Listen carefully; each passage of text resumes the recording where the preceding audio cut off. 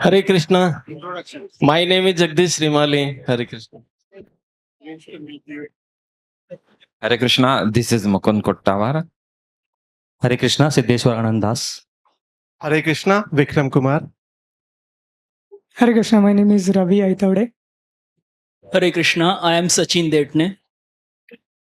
Hare Krishna, Danvat Pranam. This is Lalit Bhagia. Hare Krishna, Dandot Pranam. This is Keturi Gramdas. Hare Krishna, Dandavat Pranam. I am Naren Dalmia. Hare Krishna, Dandvat Pranam. This is Shubham Pandey. Hare Krishna, Bansi Gopal Das.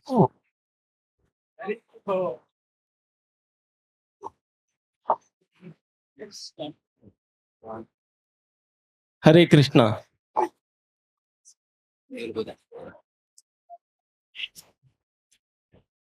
Dependence. Why dependence? We got independence in 47. It's my life. मैं चाहे जो भी करूं. It's my life. मैं चाहे जैसे करूं. Independent woman, independent men. Modern kids independent. Dogs and cats are independent. Why dependence? Agree or not? Who agrees? So why? Why do you not agree? Why should we dependent upon someone? Sorry? How?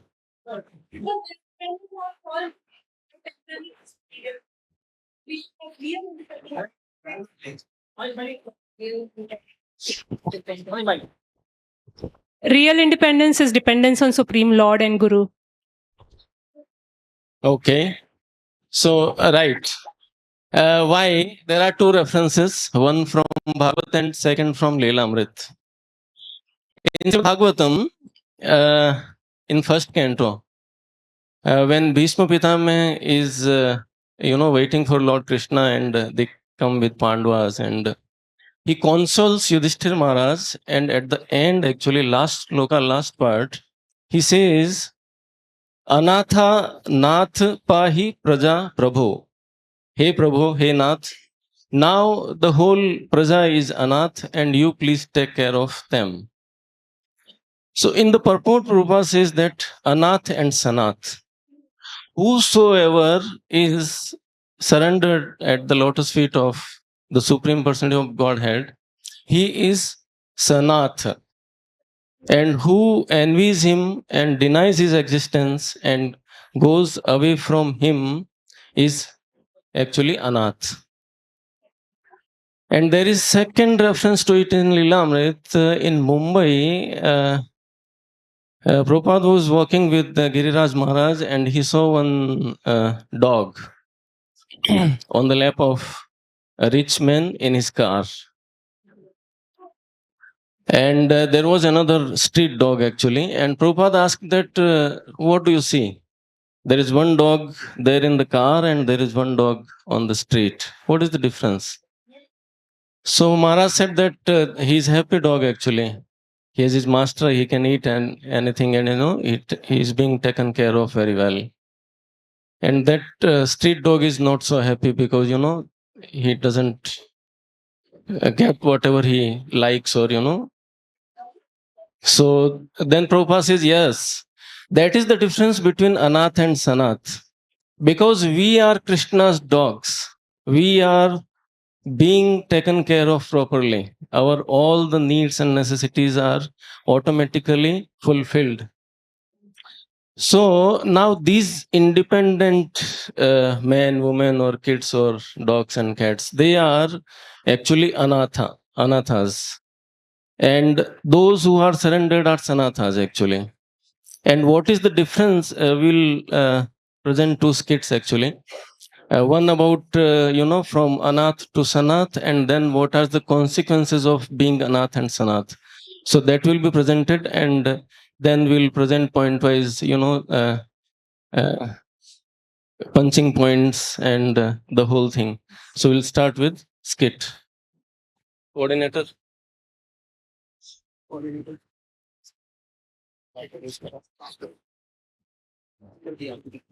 So this first skit is about depending on the Lord or taking ropes of my life in my own hand. It's about two friends.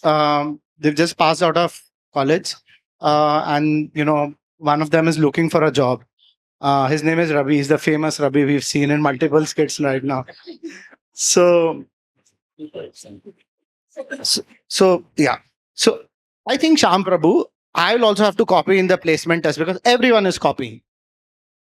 Prabhu, I don't agree with this. Let's better go to our senior counselor Dharmaraj Prabhu and take a guidance from him. Hare Krishna. Hare Krishna Prabhuji.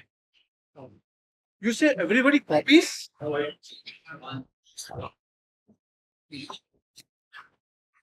You says everybody copies? Is that really true?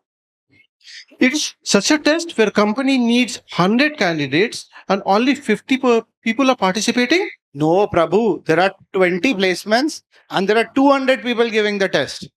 In case of you, also copy like others? Will the invigilator catch you or will you mind copying you? If he sees me copying, he can catch me. So it has to be hidingly done. That means it's a malpractice. Yes, Prabhu, but many boys copy secretly.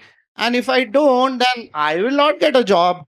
Times have changed, Prabhu. If you don't change with the world, we will all be left behind, Prabhu. Till now, I've lost 3 such tests already. Satyameva Jayate. Satyameva Jayate. Probably Krishna doesn't want to get you these 3 jobs because you may go out of the association of devotees. You may not be able to chant. So keep trying, Prabhu, and Krishna will soon make a nice job available for you where you can practice your Krishna consciousness. Okay, Prabhuji, your words are my only hope that keeps me following the right path, Prabhu. I will do my best and leave it to Krishna to decide the test. Yes, Lord knows best who deserves what and which time. So 1 month So later, It's been 1 month and Ravi and Shyam are back to meet Dharmaraj Prabhu again. Hare Krishna. Hare Krishna, Prabhuji. Prabhu, I can't believe my eyes. I got placed in Microsoft and my salary is 10 lakh rupees per annum. This is even better than my dreams. All the jobs that I lost were 3 lakh, 5 lakh jobs. But now I've got 10 lakhs an annum job. And I get placed in Bangalore. I will get Association of Devotees. And most importantly, as per your order, I didn't copy anyone, Prabhuji. Haribol, that's very good, Ravi. Keep this principle all through your life because you're Krishna's devotee. Your example will be emulated by others. Haribol. Hare Krishna.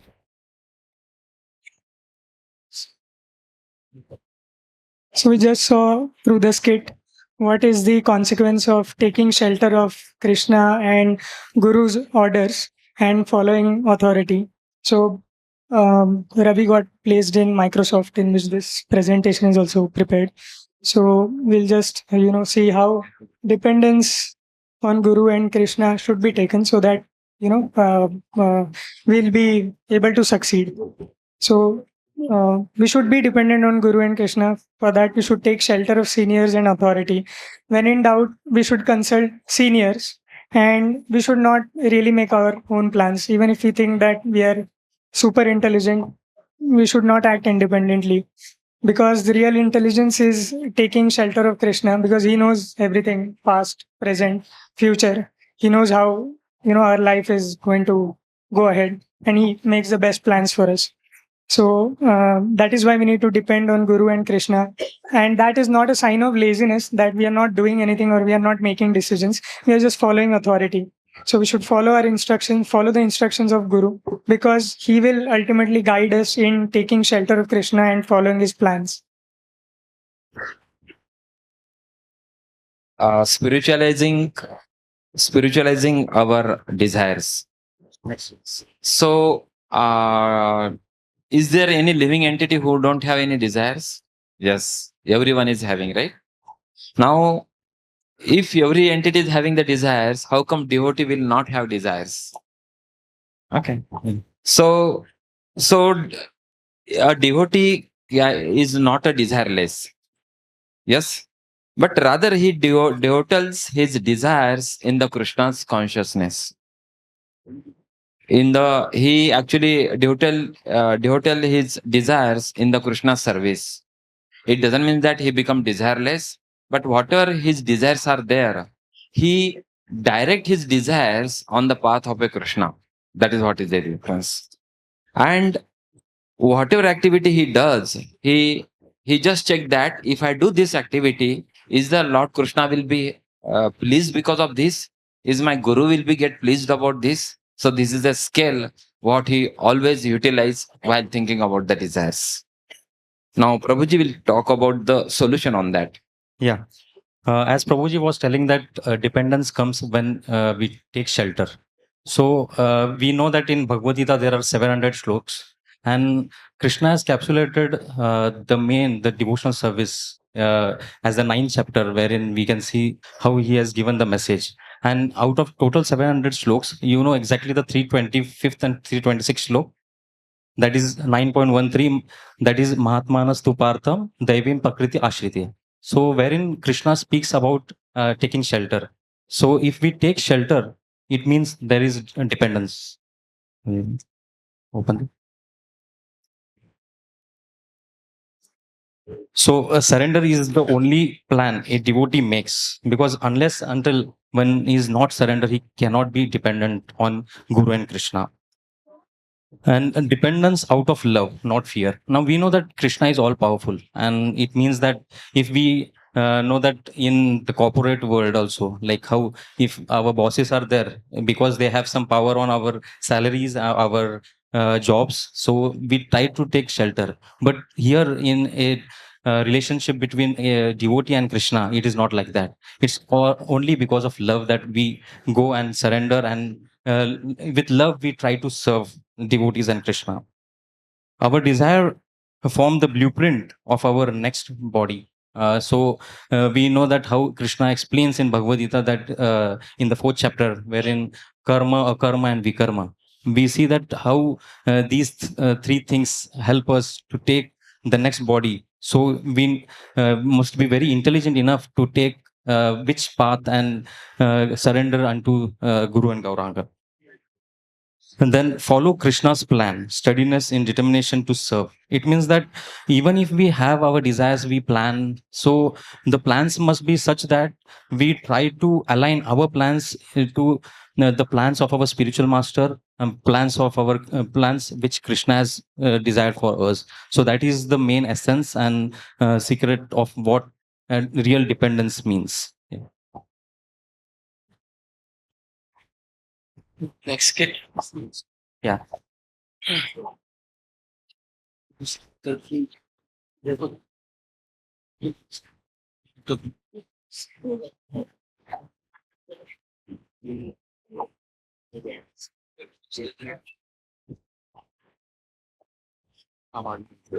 So Ravi is back again. I don't know for the 5th or the 6th time, but he is the notorious guy. Yeah. So this kit is around riding your own mental chariot, makes us go mad and astray. We'll do this kit, and I'll also share a personal experience on this after this kit, but I think we'll start with this kit. So this is Ravi speaking. Sham, what's your future plan after engineering? I am thinking of taking a tuition job, which will fetch me a good money, and more importantly, time for Krishna consciousness. That's all right, but who will look at you? I doubt whether my father will even talk to you for my sister. You will not even have the money because you're just giving tuitions. But I see all IT fellows logging all day, leaving early in the morning, coming late in the night. I don't want to be one of them like that, Prabhu. And I wish to serve Hari, Guru, and Vaishnavas sincerely all my life and go back to Godhead in this very life only. Come on, Prabhu. All these outlandish plans only look good in the textbook. This is real life. Okay. Okay. What's your plan, Prabhu? Prabhu, I have everything planned out. I have already cleared my GRE and TOEFL, and I've got an MS seat in Pennsylvania University. I will be with Prabhu there. And I will be leaving in coming August to the USA. Only scholarships are not yet assured, but I'll find some ways to pay the fees and complete my MS in 2 years. Then after the MS, I'll take a very fancy job in the US and earn solid money after that. I'll get a Tesla, Prabhu. Okay, then do you have any plans to come from there back to India, Prabhu? Back to this community? That's one small detail I will work on after going to the West. Srila Prabhupada had preached all over the world, and there are many devotees around everywhere. Sham Prabhu. Anyway, we have the been back with us to chant around, and Srila Prabhupada's books are there for studying. If temple and devotees are not nearby, what can we do? We have to adjust. My goal of life is to become a big $1 billion businessman like Elon Musk. And otherwise, what's the use of this life? Prabhu, I have chota mota engineer in India. Prabhu, I must say, you must have made a good plan for your Krishna consciousness protection. Anyways, and once you become so big, will you also donate some money for our guru for propagating the Krishna consciousness? That will be a wonderful assistance to Srila Prabhupada mission. That's always there, Prabhu. But first, we have to grow in life, Prabhu. If we don't get money, then what we will do? I want to be an adventurous one and shake up this world. As Srila Prabhupada said, aim at the rhino. Therefore, I have decided to aim big in life by going to the USA. That I think Prabhupada said in the context of expanding the Krishna consciousness movement, Prabhu. I haven't heard you have to expand our material. We have to expand our material desires at the cost of spiritual life. Okay. Anyway, if you have consulted your counselor about your plans and made your decisions, then there is nothing to worry, Ravi Prabhu. Next. Yes, Prabhu, I have all planned out overall. Yes.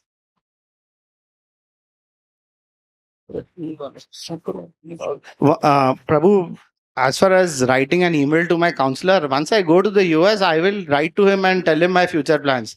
I don't want to tell him now. These counselors will always make some reason in material progress and say, don't do this. Okay, But Prabhu, promise me I won't tell him, huh?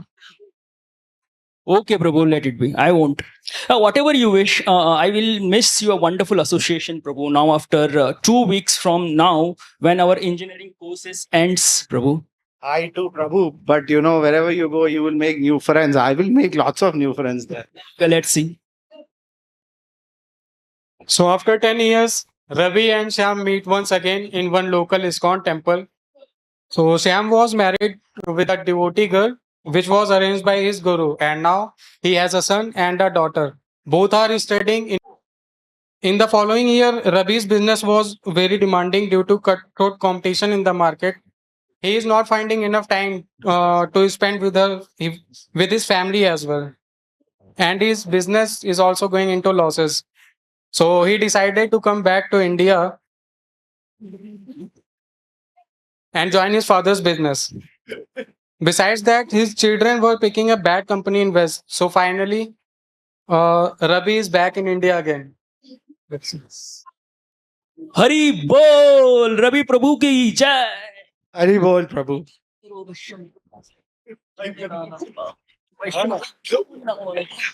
Fast, Prabhu. Fast. I am so happy to see you, Ravi Prabhu, back to India once again. Prabhu, you look like an angel from Vaikuntha, Sham Prabhu. While I appear covered with this mustache and beard and wearing jeans and t-shirt.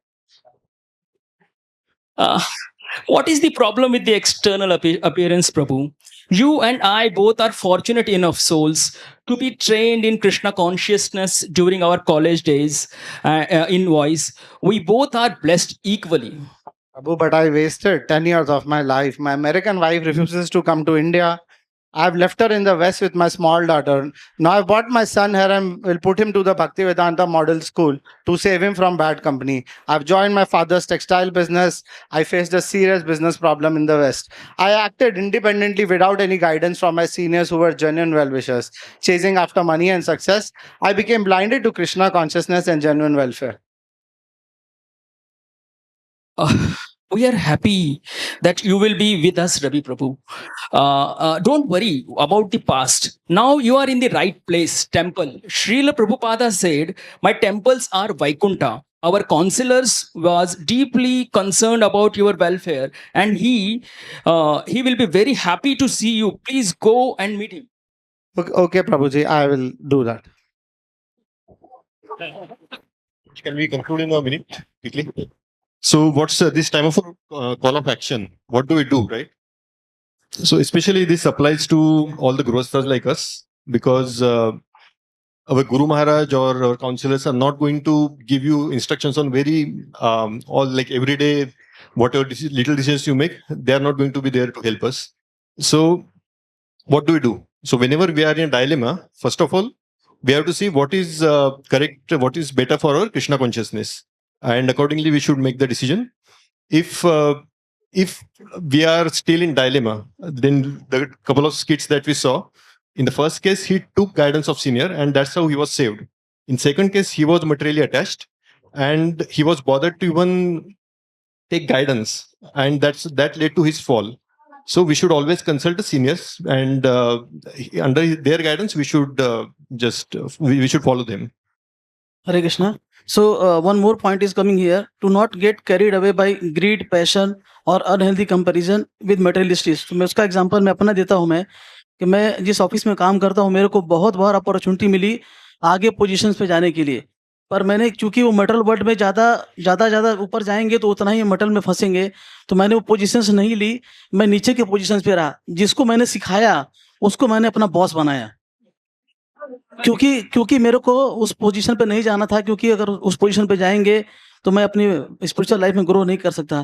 क्योंकि मैं अपने गुरु महाराज से इस grace Kanhaiya Thakur से consult किया तो उन्होंने बोला कि आपको ये चीज़ देखना पड़ेगा, अगर मटेरियलिस्टिक में आप ज़्यादा रहोगे पैसे तो मिलेंगे लेकिन स्पिरिचुअल लाइफ नहीं मिलेगी। इसलिए उसको ध्यान में रखते हुए मैं खुद का एग्जाम्पल अपने ऊपर अप्लाई किया हूँ कि मटेरियल लाइफ में ज़्यादा नहीं करना, कृष्णा इतना देते हैं कि मेरा काम चल जाता है। इसलिए उसको मटेरियलिस्टिक को कम करते हुए मैंने अपनी स्पिरिचुअल लाइफ को आगे बढ़ाने के लिए मैंने खुद अपने ऊपर अप्लाई किया हुआ है। हरे Krishna. Hare Krishna. To conclude, I would like to tell you a small story. छोटी सी कहानी है, इंटरेस्टिंग कहानी है, मीनिंगफुल कहानी है। दोपहर का समय है, माँ अपना काम काज करके चैन की सांस लेकर के खटिया पे बैठ जाती है चौकड़ी लगाकर, और जो अपने करोशिया का काम कर रही थी वो हाथ में ले लेती है। इतने में उनका छोटा सा बालक 1.5 साल का भाग करके आकर के माँ की गोदी में लेट जाता है और वो ऊपर देखता है। क्या देख रहा है? Absolute chaos। माँ करोशिया का काम कर रही है, वो देख रहा है कहीं पर काले धागे लटक रहे हैं, कहीं पर सफेद धागे, कहीं पर गुंजल पड़ी हुई है, कंफ्यूज सा हो गया है, अपना दिमाग लगा रहा है। इतने में उनका जो बड़ा भाई है, माँ का 4 साल का बेटा, भाग करके आके माँ को यहाँ चूमता है और कंधे पर जो अपना सिर रखता है तो नीचे की ओर देखता है तो कहता है, माँ ये तो घर है, आपने घर बना दिया। माँ वहां पर घास है, नदी है। कहने का तात्पर्य ये है कि हम अपना दिमाग लगाकर इस दुनिया में हाथ पैर मारते रहते हैं, and we keep on remaining confused. और ऊपर भगवान को कहते हैं, भगवान मेरे से क्या कर रहे हो, जाग रहे हो, सो रहे हो, मुझे क्यों चुना है, मेरे ऊपर ये सब तकलीफें क्यों आ रही हैं। लेकिन अगर हम हायर पर्सपेक्टिव से देखें तो हमें पता चलेगा कि भगवान हमारे लिए कैसी सुंदर डिजाइन रच रहे हैं। Therefore no matter what happens in your life, depend on Krishna. Hare Krishna. I think all of you should give another big clap for my group.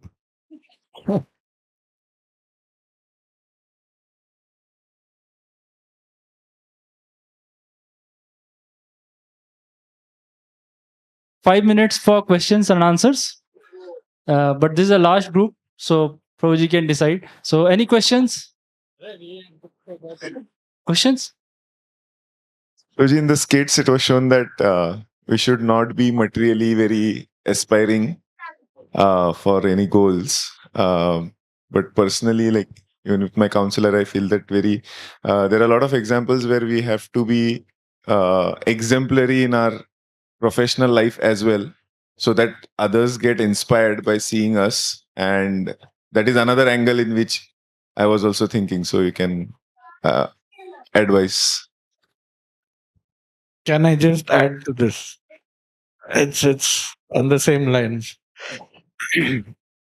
I've heard several times in ISKCON itself, especially when you're at a younger age, when you are really cut out for a very good career and things, you need to sort of balance it at all times. Sometimes career takes precedence, sometimes spiritual takes precedence. But career, why?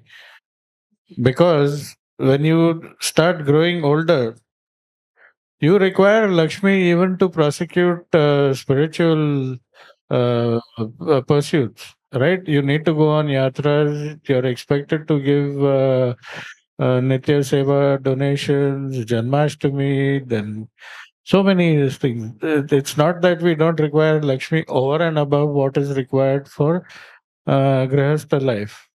Agreed. Simple living, high thinking, and every, but even that requires Lakshmi. So that as Grihasthas, we are supposed to take care of the other three varnas, right? So what do you say? How do you balance the? I will also add something. Sorry. So the same question. I just want to add one point. Sorry, Prabhu. So basically, I think Krishna conscious person should be a good example in the society. So if he is avoiding the progress in the material world, do we set a good example, or we accept those and also practice spirituality? That is better. Is my question. Sorry, Prabhu. Haribol. Only 5 minutes over. 5 minutes over. You want to answer? Okay. 2 minutes has gone for question, 3 minutes for answer. Okay. Anybody wants to answer? Yeah. Mataji, we'll give you next chance. Oh, okay, Mataji, one chance. Give. See, if we want to become ISKCON life member, we have to pay 35,000. Every we have to take books for books distribution. We have to pay donation. अगर हम ऐसा बोले कि हम गरीब है और हम ISKCON ज्वाइन करेंगे तो वो पॉसिबल नहीं है. हमको मटेरियलिस्टिक स्टेटस लेवल पर हमको ऊपर रहना ही है, तभी हम यहाँ भी सरवाइव करते हैं. ये बहुत ट्रू है. तो ये सब चीजें जो आप बोल रहे हैं उसी में उसका आंसर चाहिए. Thank you, Mataji. I hope all of your other concerns are addressed in these 4 questions. Prabhu, please answer. Yeah, I think these 5 points will, they will answer everything and then I'll answer. Yeah. I'll add to that. So 2 parts. I think one, I heard His Grace Radheshyam Prabhuji, I think last 2-3 days, one of the things he said was that do your job, do your best in your job, but work for 8 hours and not try and work for 12-15 hours, because that 8 hours में भी जो आपको मिलना होगा वो भगवान ने लिखा होगा आपको मिलेगा ही. So that's part one. Second is beautifully written actually in this thing itself, right? On how do you make your material plans in life, and how do you balance your spiritual life so that you're still able to pay the life membership fees and still are able to buy books, right?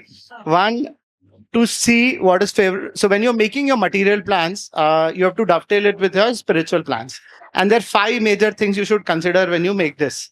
One, to see what is favorable for Krishna consciousness and what is not.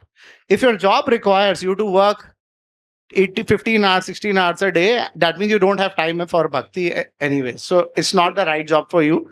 Anyway, what Krishna has written, you will still get in the 8-hour job that you do. Secondly, to prefer options that will lead to spiritual material balance.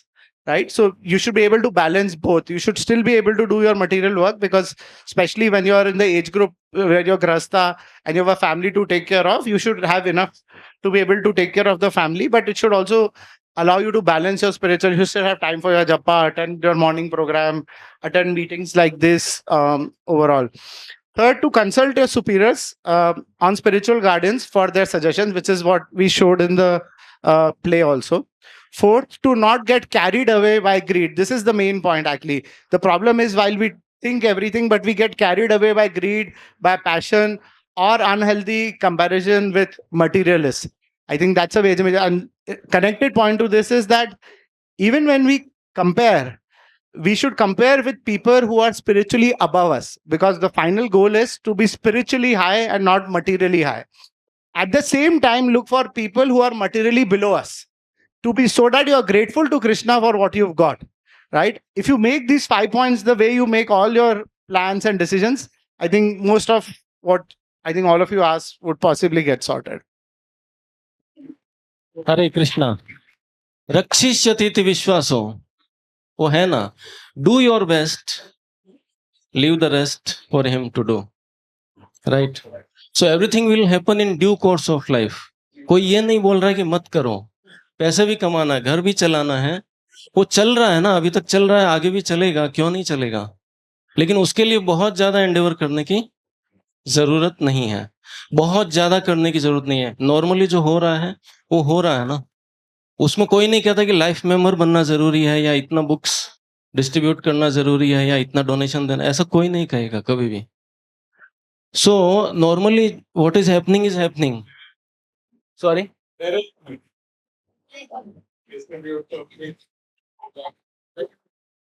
no there are questions but it's no you are not impelled actually there is no binding if you want to do it's good कोई ऐसा नहीं बोलेगा कि आपको इतना तो करना ही है ऐसा मैंने तो कभी नहीं सुना कि कोई मैनेजमेंट या काउंसलर कभी मेरे एक्सपीरियंस में ऐसा नहीं आया so you it's a voluntary organisation actually we have to say that from my side I will do this much then obviously they will expect if you are raising their bars of expectation for you then obviously you have set a pattern for them otherwise for a normal devotee there is no compulsion so normal and even if you have done something really great actually and you can't do now you can say sorry and I think Hare Krishna Haribo.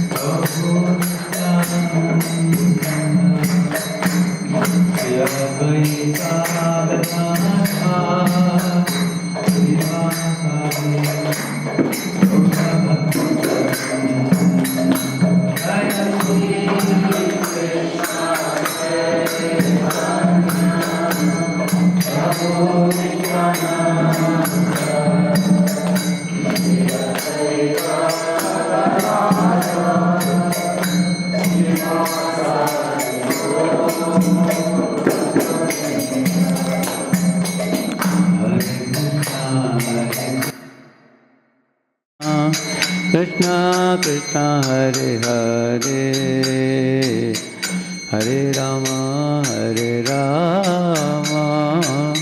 Rama Rama Hare Hare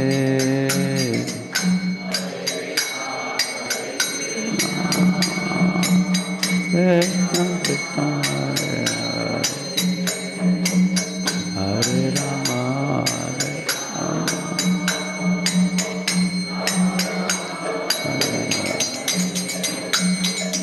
Hare Krishna Krishna Krishna Hare Hare Hare Rama Rama Rama Hare Hare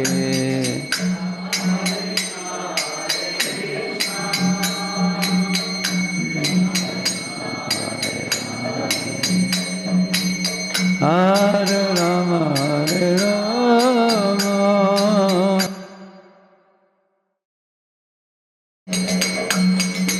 He Radha Madhava Kunja Bihari Gopi Jana Vallabha Girivaradhari Kunja Bihari Gopi Shodhanandana Vrajadana Ranjana Yamuna Tiravanachari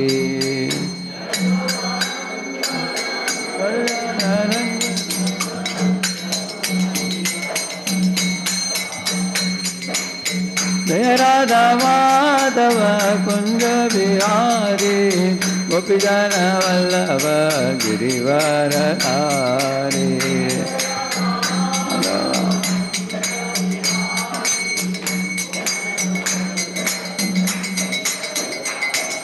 Hare Krishna, Krishna Krishna, Hare Hare, Hare Ram, Ram Ram, Hare Hare, Krishna Krishna, Hare Hare, Hare Ram, Hare Krishna, Krishna Krishna, Hare Hare, Hare Ram, Ram Ram, Hare Hare.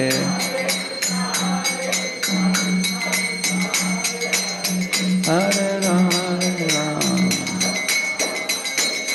Govinda Jaya Jaya, Gopala Jaya Jaya,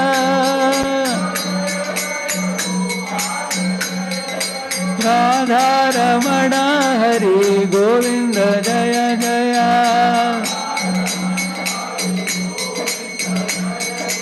Govinda Jaya Jaya, Gopala Jaya Jaya.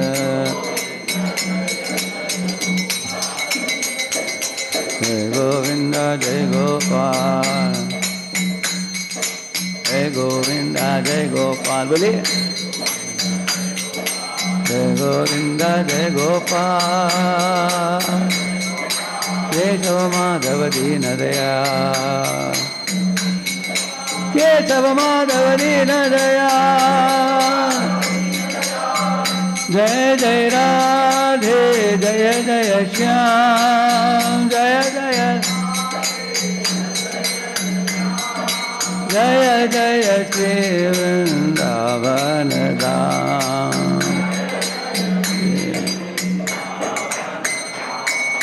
Jai Shri Radha Vrindavan Chandra ki, Shri Shri Jagannath Baladev Subhadra Maharani ki, Shri Shri Gaur Nitai ki, Srinivas Padmavati Venkateshwara Balaji की, समावेत गौर भक्त वृंद की, कलियुग पावन हरिनाम संकीर्तन की, श्रील प्रभुपाद की, ग्रंथराज श्रीमद्भागवतम की।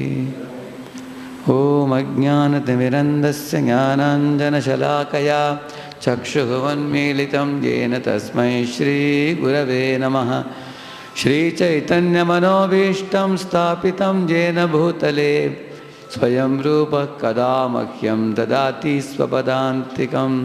वन्देऽहं श्रीगुरोः श्रीयुतापदकमलं श्रीगुरून् वैष्णवांश्च श्रीरूपं साग्रजातं सहगण रघुनाथान्वितं तं सजीवं साद्वैतं सावधूतं परिजनासहितं कृष्णचैतन्यदेवं श्रीराधा कृष्णपादान् सहगण ललिता श्रीविशाखान्वितांश्च नमा ॐ विष्णुपादाय कृष्णप्रेष्ठाय भूतले श्रीमते भक्तिवेदान्त स्वामिन्निति नामिने। नमस्ते सारस्वते देवे गौरवाणी प्रचारिणे निर्विशेषा शून्यवादी पाश्चात्यदेशतारिणे वाञ्छाकल्पतरुभ्यश्च कृपासिन्धुभ्य एव च पतितानां पावनेभ्यो वैष्णवेभ्यो नमो नमः। जय श्री कृष्ण चैतन्य प्रभु Nityanand Shri Advaita Gadadhara Srivasadi Gaura Bhakta Vrinda. Hare Krishna, Krishna Krishna, Hare Hare. Hare Rama, Rama Rama, Hare. So, any of the members of this group are here? Online. Okay. Yeah, it will be nice to know their names if they can announce it. Yeah, Jagdish bro, if you could announce the names, if you can unmute yourself and tell the group members' name, if you could recollect. Yeah, Jagdish bro is speaking, but just a second, Jagdish bro. He is just connecting the audio device. Yeah, Jagdish bro, if you could now say. Hare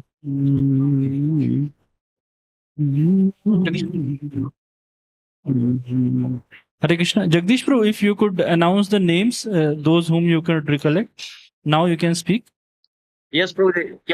Can you hear me, Prabhuji? Yeah, now we are Where is able sound to hear coming you from? with some faint voice. He's coming from the projector. I Yeah, think. Prabhuji. Yeah. Can hear, yes, Prabhu. Yeah, Hare Krishna with Dandavat Pranam. Prabhuji, Sachin Dekne Prabhu must be there actually in class. He was coordinating with all the skits actually. Is he here? And one devotee of yours from Mumbai. Okay. On I know. that day Yeah, actually he was Lalit. with us. Lalit from Mumbai. Yeah, yes. Yeah. He was also actually coordinating for skits, and they both actually did all the skits mainly. Okay, and the others? And then one young devotee, Ravi Prabhu, actually, he did all the PPT Prabhuji on his mobile. Okay. Uh, and then. Because many days have passed. Our discussions. Yes, I don't remember the name, Prabhuji, actually. No problem. Okay, now we have to read the. He was also there. Okay. What is that? Yes. At the end, actually, he narrated that story, and 7 or 8 of them were there, I think. Yes, Prabhuji. Okay, you can read Advaita Prabhu, you can read the evaluation. I will elaborate more. Mike.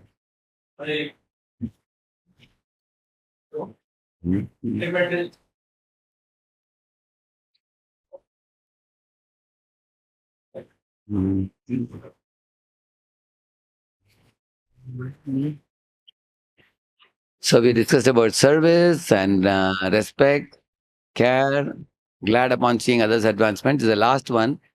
Do I depend on guidance of Guru and superiors for taking serious decisions in life? Or do I depend mostly on myself? Yes. On my own discretion, correct now? Yeah. Yes. Dependence, evaluation, content part. First, powerful beginning with a Shastric touch of Anath and Sanath. This is a good example for all groups to emulate this model because Shastric references help us see spiritual connection, which is vital for us as devotees. Yeah, we should always begin with Shastra. Even if you want to give a Bhagavatam class, first you begin with, something from Bhagavad Gita, Bhagavat, Chaitanya Charitamrita. Then go to Prabhupada Leela, something from Prabhupada Leela. Then you can come to some contemporary time, some Maharaja, somebody said, you heard nice points. And then in your observation of the world around you, like that you can speak. You should always give something substantial from the Shastra. Your class will be considered solid if you are going to give some Shastric quotes, Shastric pastimes, or Shastric connections. Any class. Sometimes what happens, even all of you will have experience as a preacher, you go to some place, they may say that, Prabhu, please kindly speak on loving relationships or some topic, or cooperation between devotees, or balancing material life, spiritual life. These are very famous topics, or time management. They will tell you these kind of topics. If we roll up our sleeves and spring into the topic, and sometimes you will suddenly feel that today 1 hour I spoke and not much weighty. Then you look back, why it was not so weighty? Because there was nothing from Shastra. It was all empty sound. You may feel that, I have been speaking something too basic and general. I was giving some practical solution to them on how to, not quarrel with one another and all. But it became like self-help book, some kind of self-help kind of seminar without giving anything substantial. So as soon as you talk about relationship, which is the first thing comes to you in your mind in Shastra, one word in Sanskrit, relationship between devotees. Preeti Lakshanam. Preeti Lakshanam. Start with that. Preeti Lakshanam. Huh? Then where did the word Preeti Lakshanam come? NOI, nectar of instruction. Dadati Pratigranati, Mukhyamakyati Prachati. Name that verse. Tell that verse. And then the 6 items, give some examples. And then in Bhagavatam, any example comes to your mind for loving relationship? Or cooperatively working together? Prachetas. Prachetas, very special. Prachetas, correct, no? So then you can bring the prachetas, they work together. Actually, in this world, making people work together is not that difficult, but it is very difficult if people are all expert in the same line. For example, if we want to bring all the preachers in one group, all the Mataji preachers in one group, children preachers in one group, Mataji and children preaching, correct, no? They have a group of Matajis, children preaching. Similarly, all the Mataji preachers in under one umbrella, all the Prabhuji preachers under one umbrella. Similarly, if you want to bring, because all are experts in that, many of the experts generally will feel that what is the need of being a part of the group? I am a self-styled preacher. Somebody may think like that. So to remain as a group and work together and perform devotion service, like pujaris together, you want to give a training program. Imagine sometimes 10 years pujaris have done service. Now they are making many mistakes, for example. You want to train them, you call them for a training program, only 1 or 2 will come. Getting them together is very difficult. So, therefore, prachetas coming together is a very big thing. Lord appreciated that very much. So, in this way, cooperation, when you talk about, begin with Preeti Lakshanam from the NOI, then go to the Bhagavatam, and talk about the prachetas, how Lord Vishnu, what he said, Vishnu said like this. And then you can also say, come to Prabhupada's Leela. What Prabhupada said about cooperation? Your love for me will be shown by how you cooperate with one another to keep the mission together, he said. Okay. So now you got these major points. Now you can develop on these things when you are speaking. In the same manner, these people actually, the topic was dependence. Depending on Guru, Krishna, their plan, and not coming up with our own independent ideas. So then what comes to one's mind? Dependence means how, what examples from Shastra comes to your mind. So there is one purport I will show you in the Bhagavatam, very, very beautiful purport. That also we can speak. First we have to speak those who did and those who didn't do. Yes, that would make it complete. See, if you go to the first canto, 8th chapter, Kunti, there is a nice verse.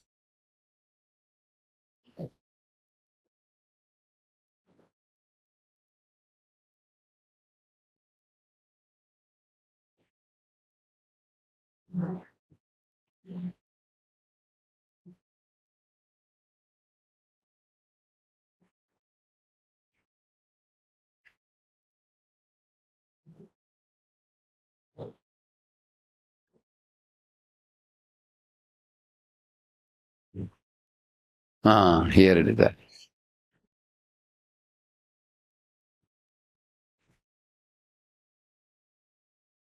Please read this one. Okay, this verse number I'll tell you. This is the famous verse. Apyadyanastvam swakrite hita prabho. Api adyanastvam swakrite hita Jihasasi svet suhrudo nujivinaha. Jihasasi svet suhrudo nujivinaha. Yesham na janyat bhavata padam vujat. Yesham na chananyat bhavata padam Parayanam rajasu yojitam hasam. Parayanam rajasu yojitam asam. Translation.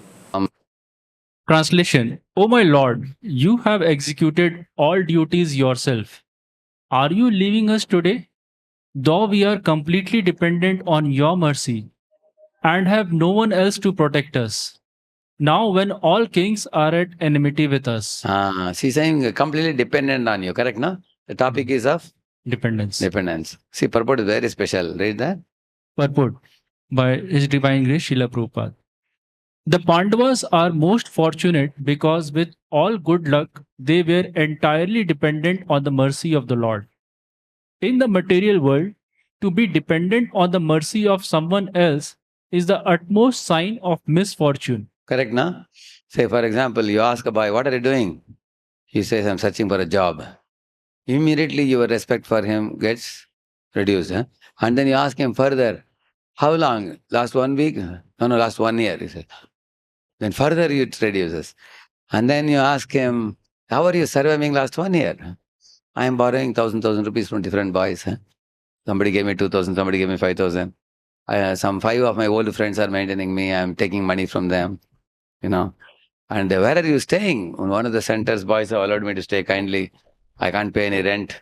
But they kept me. Actually, when you look at such a boy, you feel very pathetic for him. Oh, you know, he's dependent on others.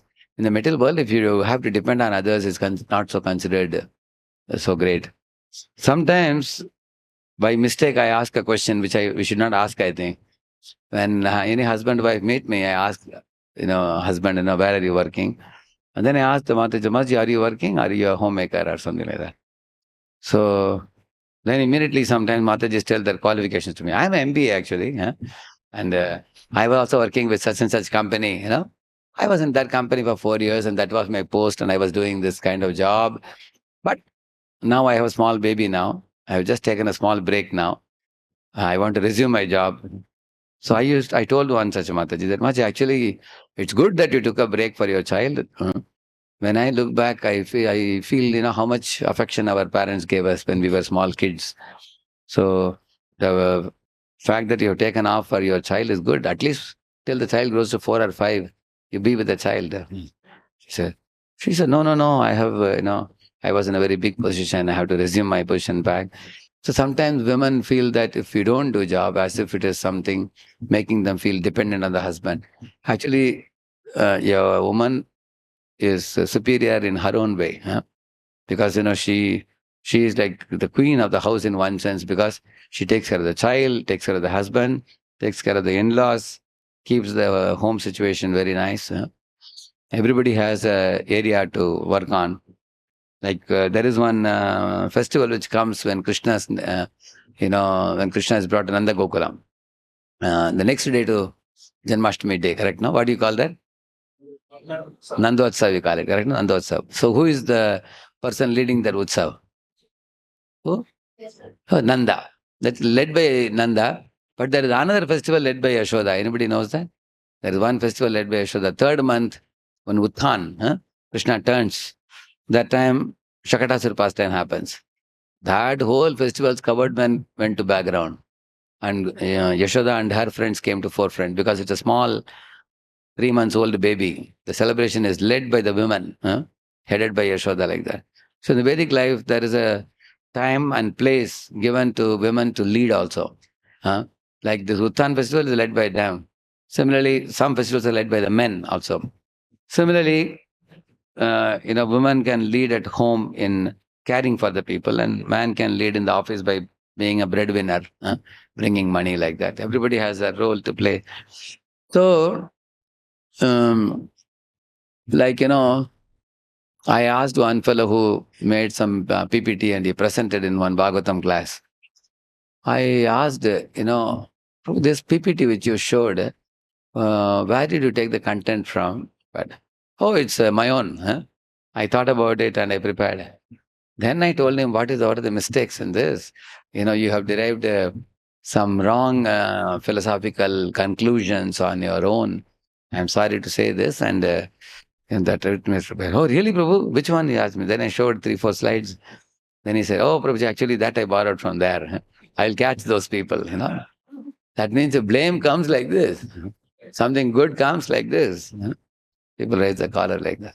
So, actually many people in this world don't like to say that they depended on somebody, to prepare an article or prepare a PPT or, or for seeking any advice or something like that.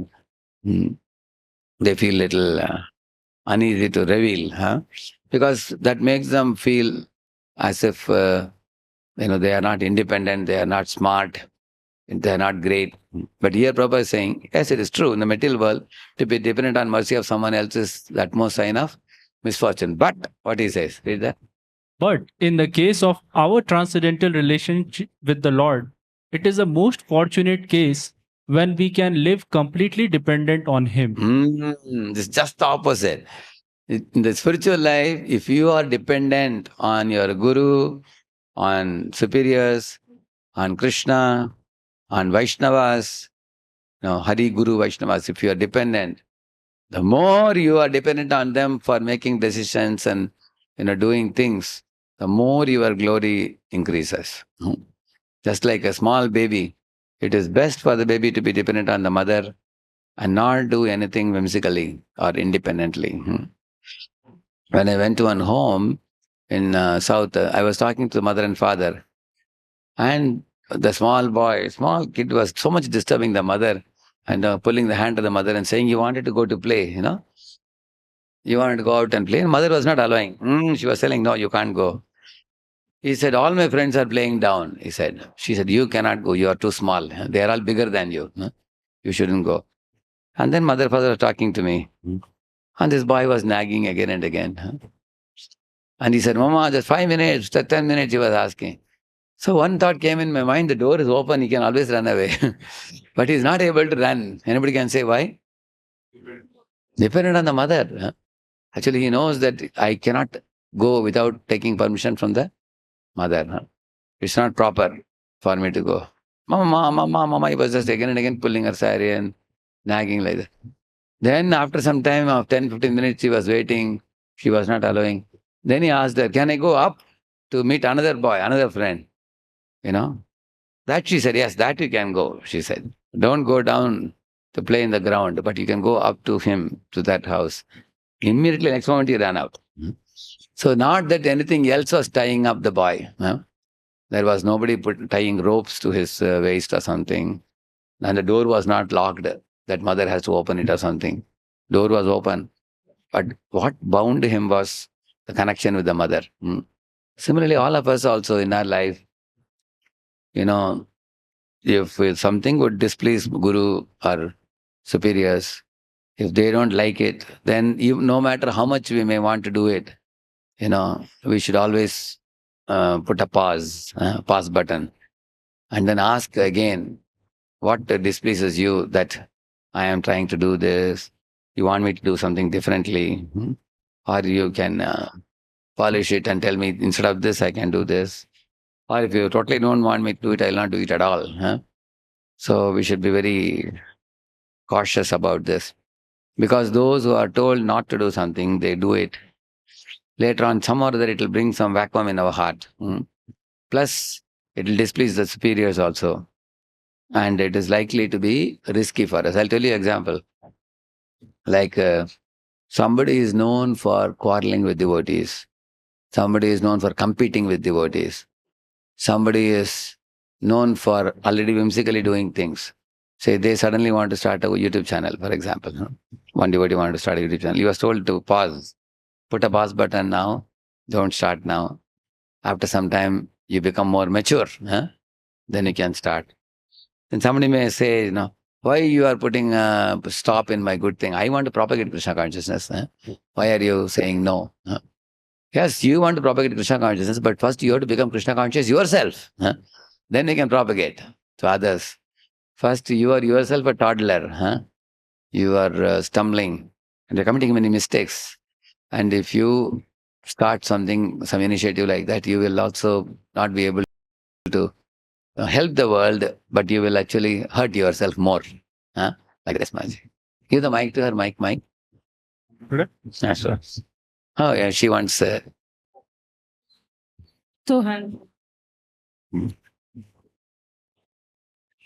Prabhuji, we also have our own YouTube channels. Correct. Now, who's going to check us that we are presenting the Shastras properly or not? Correct. Actually, in our temple, I check personally whoever is a part of the channel. We have 4-member team, but others are so super busy, they said, so I'm only seeing. So I'll send you, Prabhuji. Yeah. See, one thing I'll tell you, there is a proverb in English, that one rice grain you take from a pot. If you do like this, if it is cooked, then the whole pot is cooked. Similarly, in our generally a person speaking one lecture, if you hear, you can understand the overall quality of the person's presentation, generally speaking, what kind of emphasis this person gives, what type of conclusions the person is giving. And during the course of the lecture, what is the tone, what is the mood, all those things become clear. So based on that, we can say that you need to polish these things, because people over a period of time may speak several hundred hours. You may not be able to pass all of them. So generally what I check is the title I check. When I see the title and the subject, some people have a nature to flow towards controversies. There was one devotee who always brings controversy. I asked, why do you do that? He said, that's what is thrilling to the people. It may be thrilling, but then there can be mistakes also in speaking it. So I just gave an example about YouTube channel, but I'm just giving an example. In the same manner, I can give you other examples. Like somebody wants to prematurely do something. Correct, no? I'm giving examples because people come to me for this request. Like one devotee wanted Brahman Diksha, for example. I saw that this devotee got initiated just only 2 years are over. Then he asked, what is the reason? Why do you want Brahman Diksha? Because many of my friends and devotees told me that it is good to take Brahman Diksha because, then in a society of Vaishnavas, you will be more respected. People will see you with dignity. And tomorrow also, if any kind of post position comes in the temple for festival committee head or something, it's good to have a Brahman. So is it a good reason? No. Is it a good reason? So I said, you are sadly mistaken. It's not good for you. I said, there are people waiting 15 years, they're waiting after first initiation. And they have not got Brahman Diksha. So, no, you should wait, I said. So he was a little upset. Of course, I didn't mind that. I said, at least you should take 3 to 4 more years, become more mature. There was another person, similarly, when I was coming from the temple hall, came behind me and said, Radheshyam offered a big obeisance to me and then said, Prabhu, मेरा नाम ब्राह्मण दीक्षा के लिए भेज दीजिए, ये लोग भेज नहीं रहे हैं, was telling. Then I said, क्यों भेज नहीं रहे हैं? You are a very senior man. I just called the department, Puja department, and asked, can we send him? He said, Prabhuji, he never comes for any service in Puja department. We only send people to Brahman who are continuously coming and doing some seva in the department. And then when I called him and asked him, he said, I am already only first initiated. Once I am second initiated, then I will come, he said. Then I told them. They said, no. First initiated devotee should show some symptoms of enthusiasm for serving in the deity department. You should come and do some backup.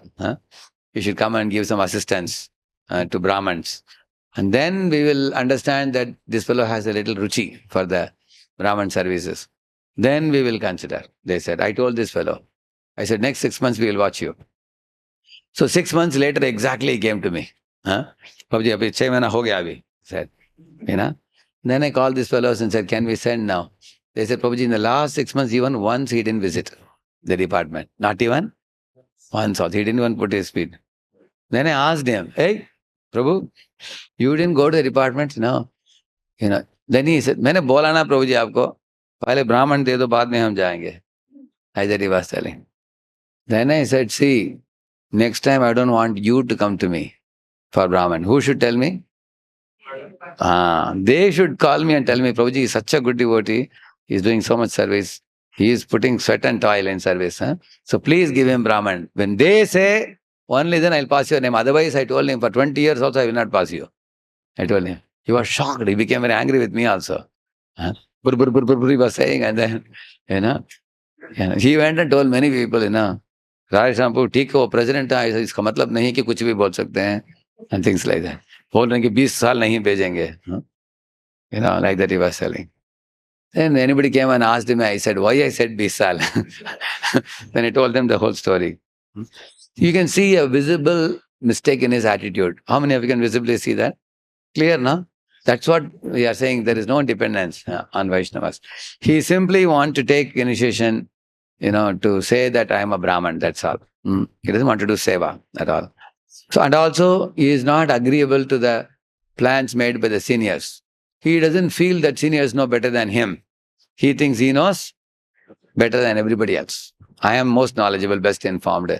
This kind of arrogant attitude or self-righteous attitude is what is condemned. In the devotional line, this is not appreciated. Yeah. Similarly, one fellow, he published one book on cow. It was about 50 pages, 50 or 60 pages. So he sent me a copy, and then he asked me to write a foreword for that. So I saw the book. It was a very cheap book, very simple cut and paste information from the internet. Then, then he told me, Prabhuji, can you please take 20,000 books for Pune? And I asked, so he was telling it's like 30 rupees or something like that. I said, Prabhu, there are so many books on the cow now. So many big people have written cows. I asked him, do you have a Goshala of your own? He said, no, Prabhu, I am just now going to different Goshalas and trying to assist them, he said. How many years do you have experience with the cow? He said, last 1 year, he said. So I said, but there are people who are writing a book on the cow after 30 years of experience, 20, 30 years of experience. And you are writing about the cow and you are taken from internet here and there and cut and paste and put a book and you are trying to sell it. And I don't know who you are also. I only, if I am writing also, I should write for somebody whom I know for many years. I am not comfortable writing any forward and all for this. And you are telling me to buy the book. You go to our Prabhu, Krishna Katha Prabhu, you can show the book. The book appeared very cheap. And so he was telling, Prabhuji, my ambition is to sell 1 lakh books all over India, so that whole India will come to know about the cow, he said. I said, oh, you think they will know the cow only through your book? So much there is going on nowadays about the, Gomata. Talk is going on. So I said, how many years are you in ISKCON? He said, this is the 3rd year now. He's a very young devotee. But he has made this book and put his name in big bold letters. He's very eager to promote his name. So especially in this day and age, it's very dangerous age. People are eager to promote their name in this way, that way, various ways. So very dangerous age it is. And we have to be very careful. And I asked him, under whom are you working? And he was telling one very big person's name. I said, did you ask him? I thought, Prabhuji, first if you write forward, then I can show it to him. Then he will definitely agree, Prabhuji. Aapka naam aa gaya na, Prabhuji, wo maan lenge, no problem. See the attitude. That means he want to cheat his superior also. Father, you want to cheat me first and then cheat his superior. See, these are all wrong attitudes. Non-dependence, correct, no? This kind of non-dependence and acting independently, whimsically, will not give happiness to the individual, nor will it give happiness to Hari Guru Vaishnavas also. So dependence means one should find out whether what I am doing, is it pleasing, is it proper? And also, if you are told don't do this, then one should be ready to give up that. Yeah. Yes. Prabhu, Hari. Prabhuji, for sure we need to depend. But there also needs to be that fine line between over-dependence and independent thinking. Yeah. For example, say in case you are on the side of over-dependence, your seniors will tell you that, hey, for small things, you don't have to come to me. These things you can stand on your own leg. Prabhupada says we should be independently thoughtful. Yes. They may encourage you, and that is not considered as much serious a problem as a person who tends to be on the other side. Correct? Being independent. Over-dependence sometimes may cause too much. One devotee, whatever lecture he gives, wherever he sends me the link. And he has spoken almost 1 hour, 15 minutes or 1.5 hours, and he tells me, you hear and tell me. That may be challenging for me. Then I told him, in your entire lecture, wherever you felt, you are not very happy about what you spoke, you tell me that section, I will exactly go to the timing, maybe 5 minutes. I can go through that. You hear your own lecture, I told him, wherever you feel like Vedavyas has felt, like that you feel despondent, you tell me, then I can tell you. Then he did that. So some people depend for many small things. Can you please make a time management for me? Please tell me, should I do this or that? Should I go for the preaching program or should I study more myself? Some people are like babies, like children. They want to be escorted for every small thing. They write sometimes 3-4 mails to me in a week also, some people. Long mails also. I tell them, hey, so many, you should not write to me so often. You should make some decisions on your own. No, Prabhu, I want to be sure that I make proper decisions. I said, the Lord has expanded a super soul in your heart. Is there already? He's also guiding you. You should not make me a second super soul. No? One more personality with you. You should learn to decide certain things.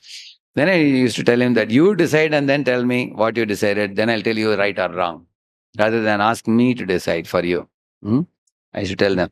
So the over-dependence is also not good, as you said. And independence is far more dangerous than over-dependence also, because independence, we end up doing things, which causes damage to us and trouble for the moment also. So one should be careful. Like, for example, I am telling even about ISKCON authorities. There was one authority, ISKCON authority. Some man told him that I'll give you a land in your name, but not in ISKCON name, because I don't have trust with ISKCON, because a very big organization, what they will do, we don't know. But I trust you. I'll give you 20 acres. So he took it. But he was a big man, big person in ISKCON authority. When he came to the meeting, leaders were very upset. How can you take any land in your personal name? In ISKCON, it's not allowed. He said, no, that person told me, first you take in your name. I thought later on I will slowly preach to him and put it in ISKCON name. They said, no. Now that you've taken in your name, that means you are not proper. I mean, you are not properly situated. It's almost like looting ISKCON's property. He got shocked. He was not aware. So whenever we are not aware, it is always good to do what? Consult. You can always consult.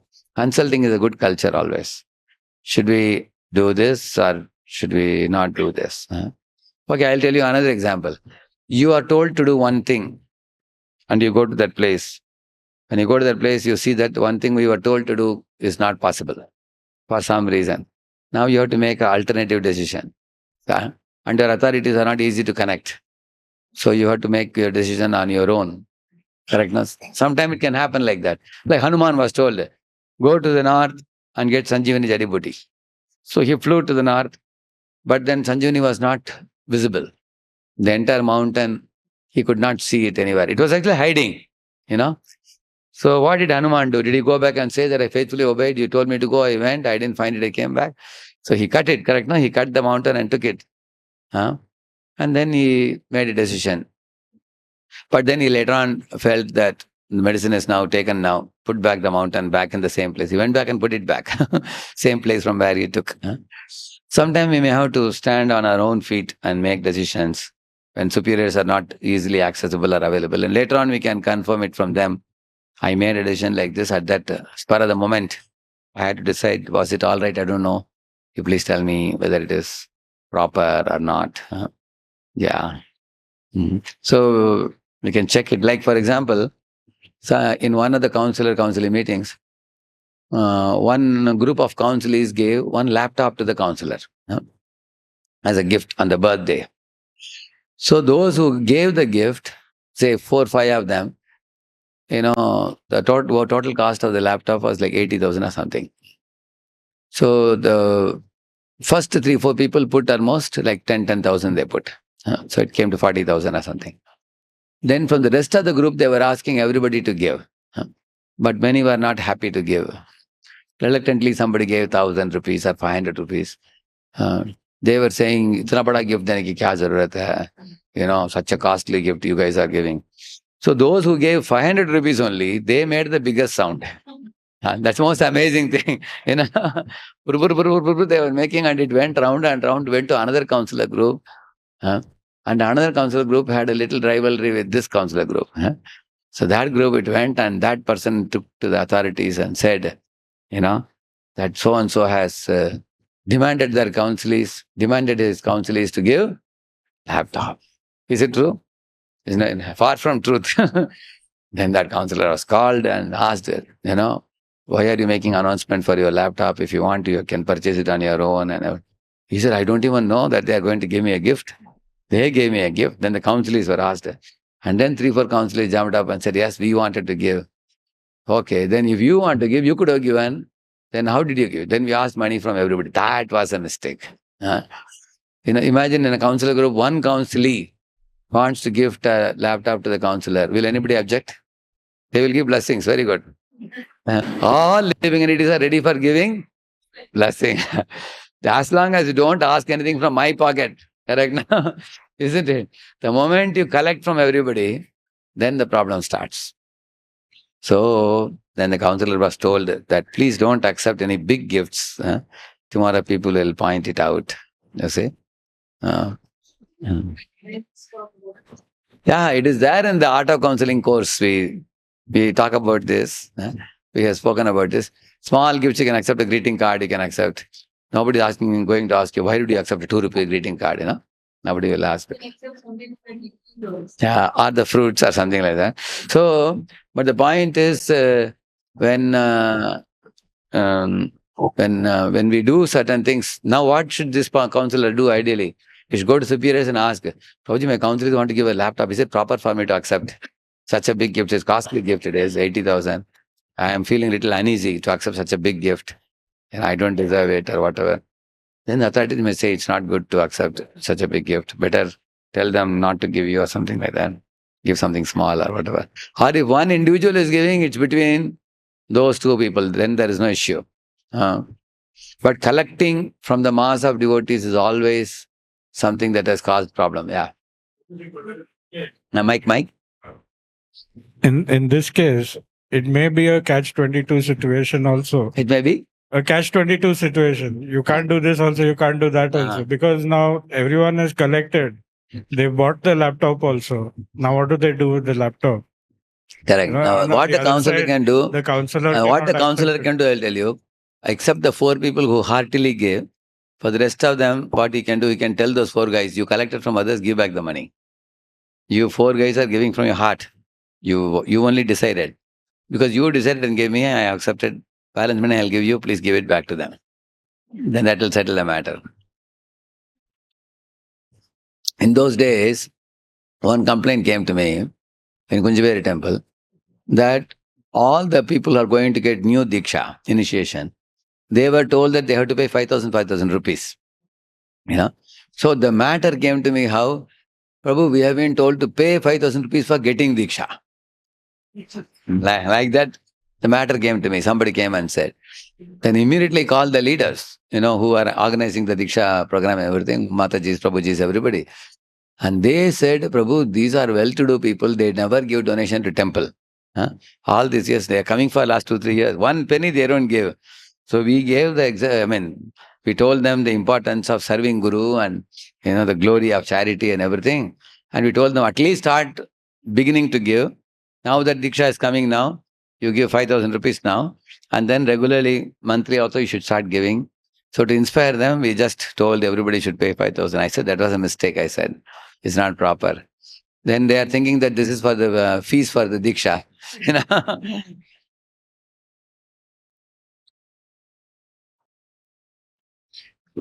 I said, this is not good because I said, you should have asked me before you announced it. As soon as money is involved, it's a serious matter. It's a serious matter. Actually, in our temple here, many people, when they are doubtful about things, they will forward to me. One example I'll tell you. Yesterday only, one of the brahmacharis asked, Prabhu, I just want to make one studio kind of thing. He's a very good speaker, very eloquent, very nicely prepared lectures he gives, and he's going to make some set of videos. He wanted to make a small studio kind of thing. So, but then if one devotee makes studio, we have 5 more emerging future speakers in our ashram. As soon as they see immediately, what will happen? They say, Prabhu, can I make my studio? Second one and third one and fourth one. I told them. Therefore, our managers didn't say yes to him. They told him that, Prabhu, better you check with Radheshyam Prabhu. Because whenever I make decisions, I will see the long-ranging consequences. I asked him, see Prabhu, today you are making, tomorrow if they want to make. Then he told me, Prabhuji, I am not making separate. They have given me a small cabin as my office. Inside the office, I am just putting bricks, all over, up to the top, so that it will be like a studio. If they want to make a similar studio, they can make, because they have to put bricks within their office. That's all. I said, oh, that's a wonderful idea. Then I said, then you can go ahead. And then he said, one last small thing, Prabhu. Because I'm putting bricks from bottom to top, I will also have to put a AC there, But I will use AC only for video time. Whenever I'm making the videos, I will use that. Other times it will be off and I will open the window. Noise can come other times. Only during recording time, noise should not come. Then I said, oh, this is a serious thing. Already there are many people wanting AC in their rooms. I don't want to encourage this. I know you want. See, you will use it only during recording times. But if somebody else uses it, they will use it all the time. They'll use it. And also, our charges for electricity can shoot up. Correct, no? All over the temple. Who will pay the bill? I asked him. That's the first time he also thought, yes, some bill will come. You have to pay. Then I said, if you can get sponsorship for the bill, then you can have the AC and use it only for the recording time, I said. Then if others want to do, I will tell them he is paying for this thing. Why am I telling you? Why we have to consult the superiors? Superiors are people who have already learned many lessons by committing mistakes in the past. And they know what kind of mistakes, problems can happen. They have gone through it. And then, therefore, when you ask them, they will tell you whether it is good or not. Correct, no? Yeah. Like one boy asked me yesterday in the class, we had gone for one class. He was telling that, Prabhu, there is one girl in my class who says that, I like your behavior very much. And can we stay together for 6 months and see whether it is gelling very well? And then we can live in together. And then after 6 months, we can decide whether to marry or not marry. Like that. So this boy is a very new boy. He's just standing one round. And then he told her that, but it's not proper. A boy and girl staying in the same room alone, it's not proper. So she said, no, according to Indian law, it is allowed now. If a boy and girl want to try out staying together, it's all right. So he came and very honestly asked, Prabhuji, can I try it out? Is it all right? Then I told him another story, after hearing which he got shocked. A shocking story. So I told him, in the same manner, one girl wanted to live with a boy who lived with her for 6 months. But because they were staying together, she became pregnant in that connection. And then the girl's parents came to know, and they told the boy that, hey, you have impregnated our daughter. Now you have to marry her now. At that time, when he was not very happy marrying her, because in the 6 months, the relationship didn't come out so well. First 3 months went well, and next 3 months, there was some misunderstandings. He was actually planning to cut off. But then by the time she's already pregnant, he can't cut off from her. Parents are insisting. Meanwhile, he came to know that this girl has tried staying with 2 more boys like that in the previous 2 years. She had already stayed with 2 others also. Now he all the more wants to cut off from her. Can he? Now he cannot. He got bound in that connection. So he married her. Marriage didn't come out well. 2 to 3 years they lived. After that, it ended in divorce. So I told the story to this boy. He said, Prabhu, it was good that I spoke to you. I'll tell that girl that, there's no question of living in together. I said, if she wants to marry, she should not talk to you. She should talk to her parents. Her parents will talk to your parents. That's the ideal thing. Because the parents are well-wishers of the children, and they will want to settle the children properly after seeing. Because parents are old people, they will not go by any romance and all. Romance is the last thing that will come in their mind. Parents think about monetary status, they'll think about stability in the job, and they will think about character, they will think about match, temperament match, taste match and all that. They will consider 24 parameters, I told them. Then he understood that. Many children don't know these things nowadays. They live in a dream world. So consulting a superior is always safe. At least he had the guts to come and speak to me. Because he's only chanting one round. If a boy comes to sit down, they will never speak to me, these things. They will know that Prabhuji will jump up and down. If I they will talk to everybody in the world except me. This boy was very new and innocent. He came and asked. So, this is another thing. Some people fear to ask the superior. Why? Because the superior will become angry or upset. That's another reason. They may reveal to somebody who may not get upset. They may, and this is one of the reasons people ask advice from those from whom they can manipulate. They ask. They don't ask the proper superior. Yeah. Sometimes we fear to ask some superior because we may not be in situation. If he advises something, we'll be able to follow it. Whether he'll be able to follow or not. We know that they may say no. There's a possibility of no, and it's very painful for us to take a no. Another thing also is fearful that my superiors were very much respecting me and giving affection and care and all. Now, if I reveal about my true nature, whether I'll be in their good books or bad books, that's another fear many people have. The fear of loss of belonging. That is also another fear. We have to surpass all these fears. Yeah. And know what is good by asking. Yeah. Prabhuji, there is a concept of surrender with. Is it mic is on? You're sure. Prabhuji, there is a concept of. There is a concept of surrender with intelligence. So what? Surrender with? Intelligence. Surrender with intelligence, surrendering intelligence. Two things. Correct, no? I don't know what is that. Okay. See, it is said, don't surrender your intelligence, surrender with intelligence. I'll tell you the difference. Say, for example, somebody brought you to Krishna consciousness, introduced you. Somebody introduced you to Krishna consciousness, say 3 years ago. You very much adore them, admire them. You tell everybody, so-and-so brought me, I'm very grateful and all that. On their birthday, you wish them, you give them some gifts also. And you tell them, if you didn't bring me to Krishna consciousness, where will I be and all that.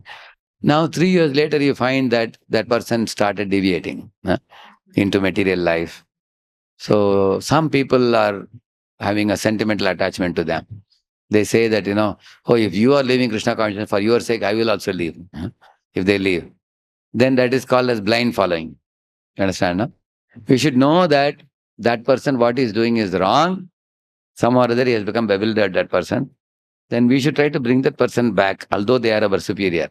So we should tell some superior above them and try to bring them to Krishna consciousness, rather than we becoming a blind follower of our superior, saying that you are leaving ISKCON and going, so I will also leave and come with you. It happened when some ISKCON gurus fell down. Some disciples also went with the fallen gurus, which is not appreciated in Shastra. Guraur avaliptasya karya akarya ajanatah, it is said. If a guru or a leader, becomes foolish and doesn't know what is right, what is wrong, he has lost the discrimination and he has become bewildered and confused and is now going in the direction of Maya, then one should give up that shelter. And then one should pull out and then look for another shelter of a person who is rightly situated in Krishna consciousness and connect with them. It's like a plug. For example, if I have one plug, power is coming. From that plug, power is not coming. Some error, some problem is there. I take it out and put it in another plug. From where power may come. So this is the example given. But the problem is, many people ask, is it like a guru can be changed like a plug, one plug to another plug? It's not a very easy thing. But it is a fact. Way back in 1990 end and 1991 beginning, I used to go to Chapati temple. In those days, there was one Kirtan Swami Bhaktipad, He used to come also there. I have not seen him personally, but we used to hear lectures from him online. And he used to write books also. We have read his books and all. So naturally, very charming personality. Prabhupada's early day disciple, Kirtan Swami Bhaktipad. But so we were all thinking that we will take Diksha from him only at that time, because people above me, like Bhakta Samrita Maharaj and Krishnanand Prabhu, they had taken from him. They had taken from him. They had taken also. So 92 passed, and then 93, we got information that he got some hemorrhage in the head, and he has lost his memory, and some of his old tendencies are coming and all that. So he said, he wrote a letter saying that I am not going to be guru anymore. And he sent his Radhanath Maharaj, and said that until then Radhanath Swami Maharaj was just a visiting sannyasi. He was not connected to anybody. He would just come and give talks, very kind, and go back. But from that time, everybody started in 92 onwards, we started seeing him as a guru and sannyasi like that. So 93, my batch was the first batch we took Diksha in May 93. That was the first batch. Before that, he was not giving Diksha. That was the first batch he was giving. So Now, for us to switch from, Kirtana Swami to Radhanath Swami, it was a few months we suffered because you had respect for somebody a lot, and then that person has now slipped from his position. It's painful. So surrendering intelligence means blindly following that person. Is it clear? And surrendering with intelligence means not following a fallen person, but switching over to a stable person, another devotee, whose shelter is proper. Is it clear? Yeah. Now, this is with respect to serious matter of fall down and things like that. Now, another example I'll give you. Say, you are under one leader, and that leader has suddenly become very blasphemous. You find that the leader is criticizing some fellow preacher, or the leader is criticizing ISKCON, or criticizing and praising some other sampradaya more. And they are criticizing ISKCON leaders and fellow devotees. And you go to take association, but then instead of getting association, you are getting pollution. Then one should consider, should I continue with this person? We can first step, what we should do, we should write a letter saying that so-and-so Prabhuji or so-and-so Mataji, see, I am coming to take some association in advance. But I am finding that whenever I come, I'm hearing all these stories which you are telling, which are extremely painful for me to hear. Maybe you have problem with some people, and don't talk those blasphemies to me. I am a small devotee. You may be like a big fire. I am like a small spark. If you tell all these things to me, I may get extinguished. My Krishna consciousness may get extinguished, isn't it? So, therefore, please don't talk these things to me. I am saying this not because of any audacity or superiority complex. I am saying this to protect my own Krishna consciousness. Therefore, I am writing this to you. Like that, one should write a letter.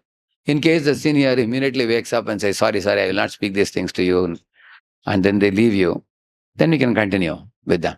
But they don't leave you. Again and again, they are calling you and polluting you and blaspheming you. One should leave that shelter and say that, I am not getting upliftment in this association.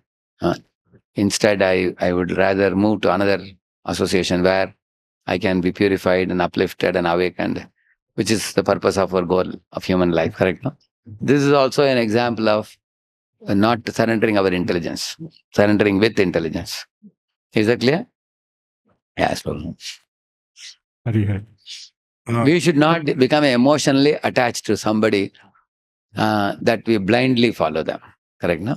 Yeah, yes. Yeah. Prabhuji, it's that loyalty should be to the principle and philosophy and not blindly to the person. Correct. So if you That's the point, actually. One should know the philosophy clearly and not just blindly follow the person. Now, one more important thing in this matter is, say, if somebody commits a small mistake, one should not point that small mistake for the reason of quitting the shelter.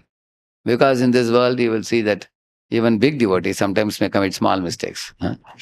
Somebody may become angry sometimes, or somebody may become occasionally envious. Like you see Indra and Prithu have a problem, correct? No? In the Bhagavatam we read, sometimes big devotees, there occasionally some anarthas may come to surface. But it is called as circumstantial. Circumstantial means it's not sthayi, it's not a regular behavior. It is occasional behavior. Like one example is when Lord Ram told Lakshman to fetch Sugriva, Lakshman was very, very angry with Sugriva, actually. He wanted to kill Sugriva. He is such a lazy fellow. He became a king and now he has been ungrateful. Kritagna. He's not Kritagna. So he wanted to finish him, but Ram told, wait a minute. You see, Sugriva, his nature is good. He's a good person. But sometimes good person also can be lazy sometimes, correct? No? Occasionally. He has become a little forgetful, His behavior is circumstantial. So he should be forgiven and you should bring him back and put him in job. And Lakshman did that. It was true, actually. Sugriva became all right after that. He became responsible after that. Similarly, if our superior showed some slight, what do you call it? Shaking, slight shaking in their behavior, speech, anything, some small mistake they commit, they don't deserve to be discarded. Like an apple has a small black spot. You take a knife, you remove that part, and then the rest of the apple is purple.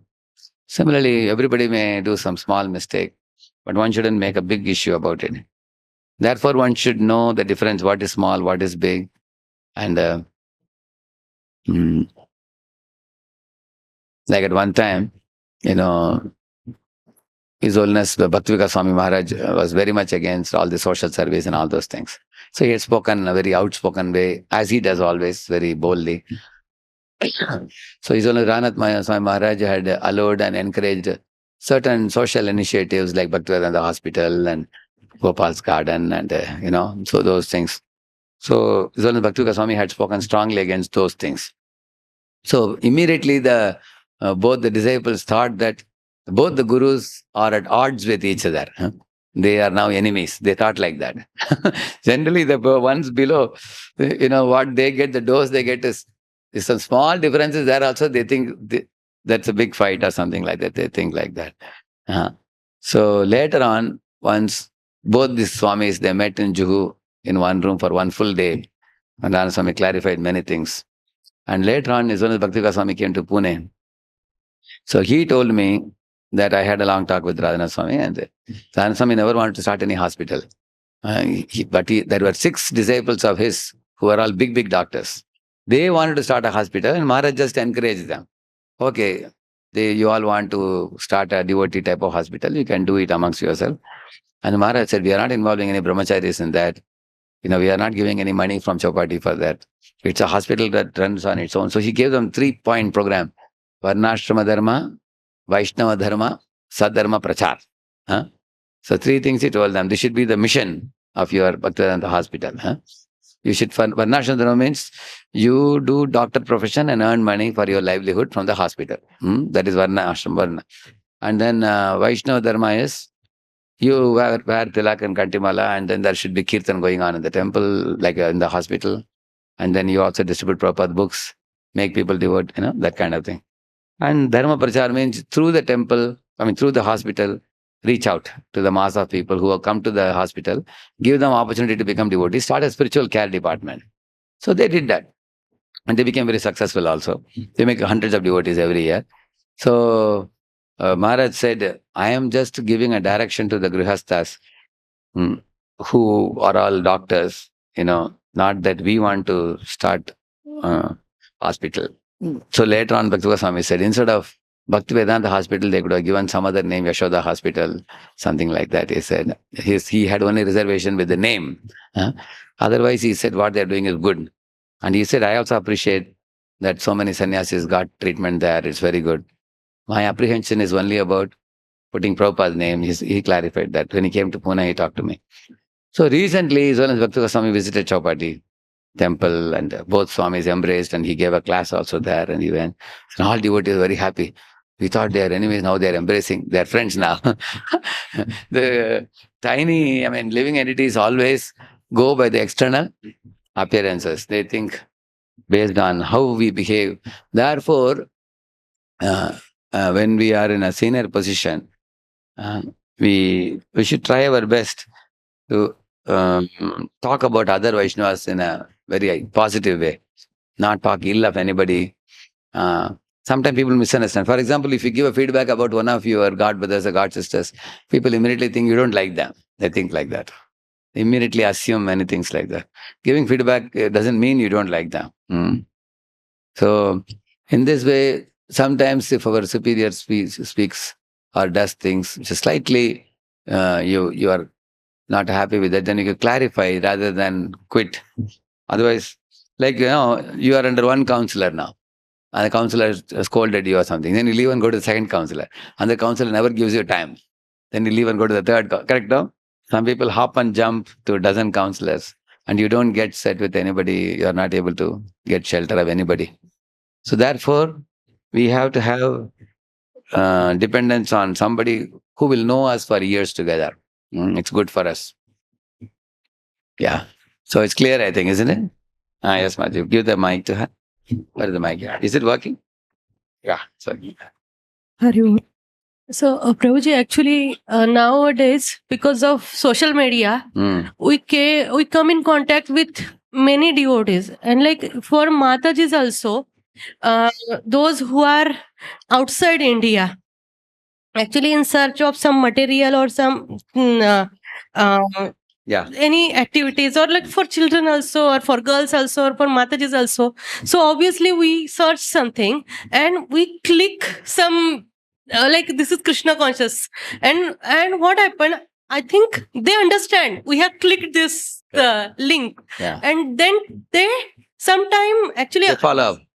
Yeah. Yeah, correct. So in such situation, what should be done? Because like So what you can say, yes, I clicked out of curiosity and then I ended up connecting with your group or something.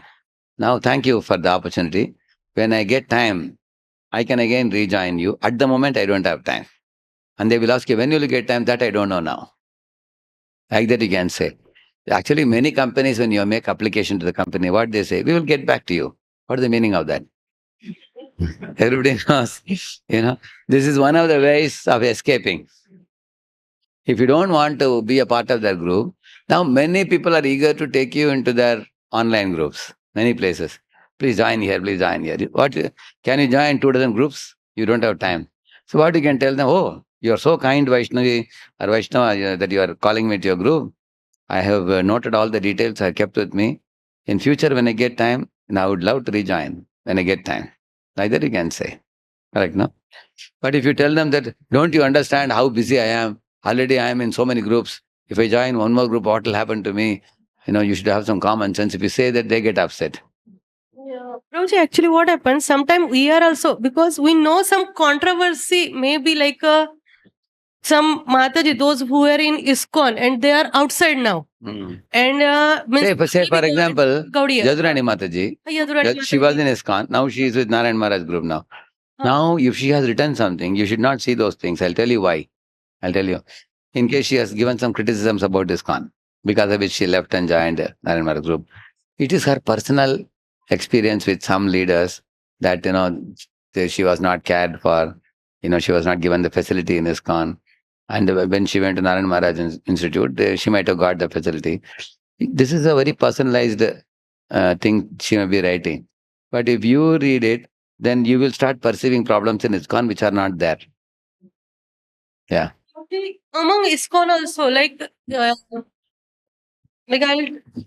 Mataji is there. So if we get something from them, what should be done? See, there are many Matajis in ISKCON, senior ladies, who had some bitter experiences. I'll tell you the reason why. Some of their husbands became sannyasis in Prabhupada's times. Prabhupada gave them sannyas. And Matajis is also allowed because Prabhupada said, and they were very happy also. You take sannyas and I will also continue in ISKCON. But then what happened? With the passing years, the presidents became a little calculative. If this Mataji is living in the temple, she should do some seva, she should do pujari service, or she should distribute books, or she should bring some money. But the ladies, some of them were not able to do much service. They were just staying at the temple. They were thinking temple is a place where you stay and take association. And then the temple started considering them like burden. They told them that better you stay nearby and come and pay your own house rent allowance and everything. And some temples may give only prasad. Other things they have to take care of themselves. So they became little inimical to the ISKCON's management system. Prabhupada won't do this, and you guys are asking us to quit the temple. And our husband has taken sannyas. Now where will we go? So some of them became disheartened. And then the ladies came together and they started this kind of women's movement for protection of the ladies, so that ladies all across the globe can be taken care. So there are some of these ladies who have heard a lot of bitter experiences in ISKCON. So if you hear from them, see, they were mistreated, but in Pune, you know how Matajis are treated in Pune. Correct, now? The utmost respect they are treated. So now, when we hear that, then we may start imagining problems, which are not there also. Actually, I am also telling in Hyderabad also, that connect with uplifting association. Recently, we called Her Grace Nitai Sevani Mataji. Yesterday, she was there for a couple of days.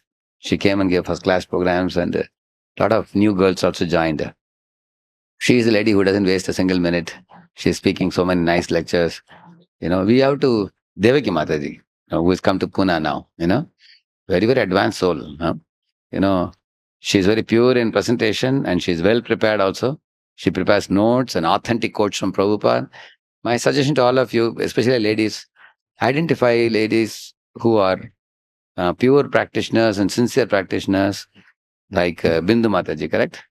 Bindu Mataji, what's her name? No, not Bindu Mataji. I'll tell her. This is in Bhubaneswar. What's her name? Indumati Mataji. Yeah. Indumati Mataji. She's another example. Very strict and pure practitioner, and they have no time for politics. You talk about ISKCON politics, Mataji were treated this way, that way. They will not talk anything. They will talk about Prabhupada books, services, and preaching, book distribution, expansion. Those people who are very focused in service and themselves Krishna conscious and who don't waste time in gossip and any politics. See, you will see me, I am in Pune last 30 years. I have no business with these things. Either I'm giving class like this, or you will see me running for Harinam Sankirtan, I'll be going, or I'll go for book distribution, preaching, book distribution, camps. We have to go from one Krishna conscious engagement to another. And we should not waste time in gossip. Because gossip sometimes is extremely dangerous also. We should not waste. So you have to be selective in association. If you are not selective, you give honest hearing to somebody, they will put poison in your ears and go away. And after they are gone, you will keep on meditating on it, and that will pollute your spiritual life. And they may say many things which are erratic because they are saying with some eyes of perception, because they have some envy towards certain leaders and they speak exaggerated things.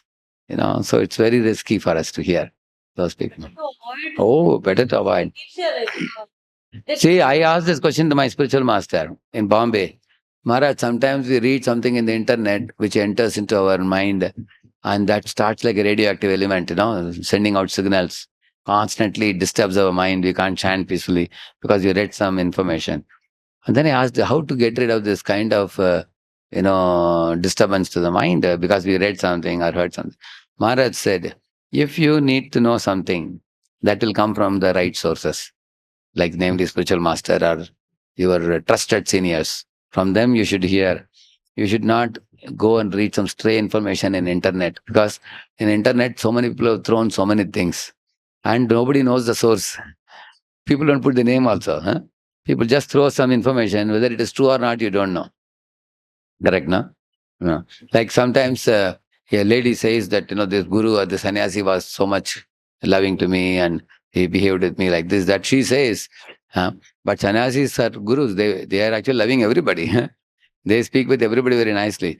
But this lady, imagine some romantic relationship with somebody and then she's speaking some things and she puts in the internet, and then many other people who hear that and say that, oh, we thought that sannyasi is great. And she's saying these things about him. Maybe he is polluted. So they start coming up with many, derivations based on one-sided information. Now, if the sannyasi is given opportunity to counter what she says, then the truth will come out. Correct, no? So therefore, we should be very careful when you go to the internet world, because many people have put many things, which are based on their perceptions. And if you are not going to be careful, our bliss in Krishna consciousness will become choked, which is the worst thing that can happen to us. It's called aparadha. The word radha means bliss. Aparad means that which chokes your bliss. So how many of you will want to continue with your bliss? Yeah, then you have to avoid that, isn't it? Yeah. Yes. Yeah. So three type of information. One is sensually disturbing information from the internet. The man-woman relationship. That's a lot of things in the internet. And secondly, speculative information, which many of the atheistic scientists have given so many things which have no basis only. All speculations. Today morning also in the Bhagavatam class I was showing one honest lady from America, from MIT. She is into NASA research, space. So she's saying how much speculation this astronomy people are doing. So, speculation. And then thirdly, this Vaishnava Aparadha floated in the internet. These three are very great enemies to a sincere sadhaka. So don't hear blasphemies, false blasphemies, which are cooked up stories. And don't hear speculative information from atheistic scientists. And don't watch or hear sensually agitating and disturbing. Like there are so many man-woman things they put in the internet.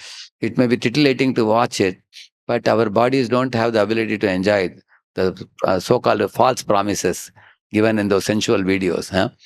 And therefore, Prahlad Maharaj says, Kutrashisha Shruti Sukha Mrigatrishni Rupa. Shruti Sukha means the sensual pleasures are very sweet to hear, but they cannot be experienced, he says. Like, for example, gulab jamun, if you eat 10 gulab jamuns, your taste buds will become flat. Now, can you eat, how many of you think, can you ever eat one bucket of gulab jamuns? But when gulab jamun comes, we think, give me one bucket. It's easy to take, but how much can you enjoy? Maybe 4 or 5, up to 10 you can enjoy. Not more than that, correct, no? Similarly, you will see that the promised sensual pleasures are all simply imaginative, as Prahlad Maharaj says. So these things from internet one should avoid. And by keeping away from all these things, we will internally become very strong in our mind. We will not get polluted. Yeah. Therefore, we have to be keeping ourselves busy with the right stuff. Repeatedly, we should go to Prabhupada's Bhaktivedanta purports and read them and contemplate and spend our time. Kalam naye dakilamitu padeshasaram tannama rupa charitadi sukirtanano, he says. So we should spend our time in name, form, qualities, pastimes and activities of the Lord and absorb our consciousness in that. That is purifying, that is realization giving, uplifting. That kind of association we should take. Your point was a good point, because nowadays so many people are starting so many things. There are many people nowadays starting groups saying that, one fellow has started a new group now. He is going to research into the problems in ISKCON and he's inviting us to join. So he invited me and said, Prabhu, if you also join, you can also tell us the problems in ISKCON. I said, you are the problem in ISKCON. He said, because you are not trying to solve the problem. you are trying to increase the problems by discussing about it. If you can give solution, come in, do something. Yeah. All right? Yes, Maji. There is one here, one there. Also, Prabhuji, as you were just mentioning, that when we have sufficiently read the Shastras, or if you're reading on a daily basis, we'll be able to differentiate also. Correct. Yes. Like somebody is giving some Ritvik philosophy, Correct. immediately within seconds you'll be able to understand. catch that person. Correct. Like how I'll tell you, my mother, I have actually synced her mobile and her television for YouTube. So she keeps on, hearing whatever, she has a lot of habit of 7 to 8 hours, she'll just do quick Shravanam as such. So if I am in some other room and I will see that she's hearing one person, I said, Mummy, he's Ritvik. Immediately, sure. And you Many come others to don't know the difference. Immediately you come to know the difference, because if we are reading Srila Prabhupada's purports and we are reading our Shastras properly, then we'll be able to actually differentiate. Otherwise, Correct. what will happen? We'll get carried away. We'll not be able to differentiate only. Correct. And our innocent minds Correct. will just get captivated in that. And then how that one drop of poison will enter into our consciousness, will never ever know only. Correct. So that is why, You have to be choosy. I have learned this from His Grace Vamsivardhan Prabhu, that just stick to Prabhupada's books. Correct. And just be addict of that only, that no need of going outside of Prabhupada's books. Correct. And even His Holiness Gopal Krishna Maharaj also, Goswami Maharaj is also telling that everything is there in Prabhupada's books. We don't need to go anywhere outside. So based on this, then we will not fall prey to somebody else's, poisoning. The problem many people face is there are many intelligent people. Like, for example, HKM, Hare Krishna movement, their YouTube channels are very nicely made. They're highly professional. They do put dramas and everything. Now, when you watch the drama, it's very nice to watch. But then you want to show it to your people, they have the HKM symbol, the top right corner. People will say it's from HKM. Correct, no? Actually, HKM and ISKCON are not much different. The only difference is in Diksha. One reason we don't want to associate with them is they blaspheme gurus and all very much. So we don't want to associate. Otherwise, 99% everything else is same. But once in case ISKCON and HKM becomes one, then we won't have any difference. Till then, the court case is going on now. So we have to stick to our ISKCON and very carefully avoid. Therefore, Chanakya says, Vishadapi Amritam Grahyam. Only very mature devotees know how to take something good from the, like, imagine if your gold ring fell into the commode. In the commode there is tool. How many of you will put your hand and take out that gold ring? How many of you? We have one, two, only 1, 2, 3. Nobody else. There are another 3 more. See, definitely you should take it. But after taking, you have to wash with soap. Correct, no? So we should know how to pick the, maybe you can take a stick or something like this. You can take it and you can wash the stick. Correct, no? After throwing, and then put it in a mug or something, and then you throw the water away. Then you can take the gold ring and wash it like that, without having to touch your hand to that. But the idea is, that's what he's saying. The YouTube is like stool only, lot of stool. But in that, there is also gold also. There are some gold rings also. Only that you should know how to pick it, without hurting ourselves. It's like go to a flower garden, lot of rose flowers, but rose flowers are coming in the midst of thorny bushes. So if you snatch a rose flower very hastily, you may get hurt. So in the YouTube also, when you're taking, one should know what to take, what to pick, what to drop. One should be very careful. Now, Mike? In 2015, the data analysis was done. Of course, now it's 2024, so it will be 2x or 3x. Every 60 seconds, 300 hours of content is uploaded on YouTube. So that means, and now probably it's 10 years ahead. So much content is going on that even if, so there is ample opportunity to spend our whole life and further lives and still content is not. Even one life is not enough also. In 1 second, 300 hours, My Lord, amazing. So it's oceanic now. Prabhuji, one thing that I've found useful, of course, I may be missing out on a lot of rings, like you said, on the internet. But what I normally do is I've shortlisted about half a dozen speakers who I want to hear very regularly, including gurus and this, that, or I go to official ISKCON sites and that's it. Yes. No clicking here, there. Correct. So, What Prabhuji is saying is, you know who is who.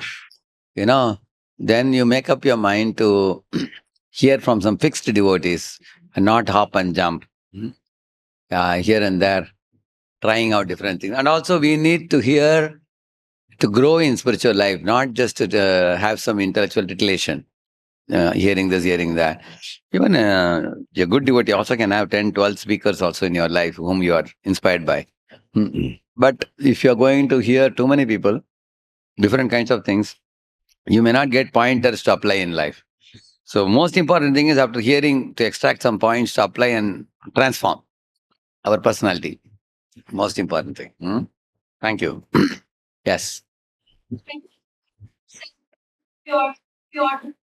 For grace and spiritual masters, but to our superiors, like immediate superiors, counselors, we become little speculative that what they are doing, they are telling us is it correct or not. And see, let us assume, say, here is the spiritual master and our seniors are here. They are still subjected to 3 gunas. And spiritual masters are, say, they are way above. But we are not here, we are here. So at least they are a little more advanced than us. Like elder sister, elder brother. So we can hear them. And whenever we have doubts in what they are saying, we can clarify with them or people above them. We can clarify always.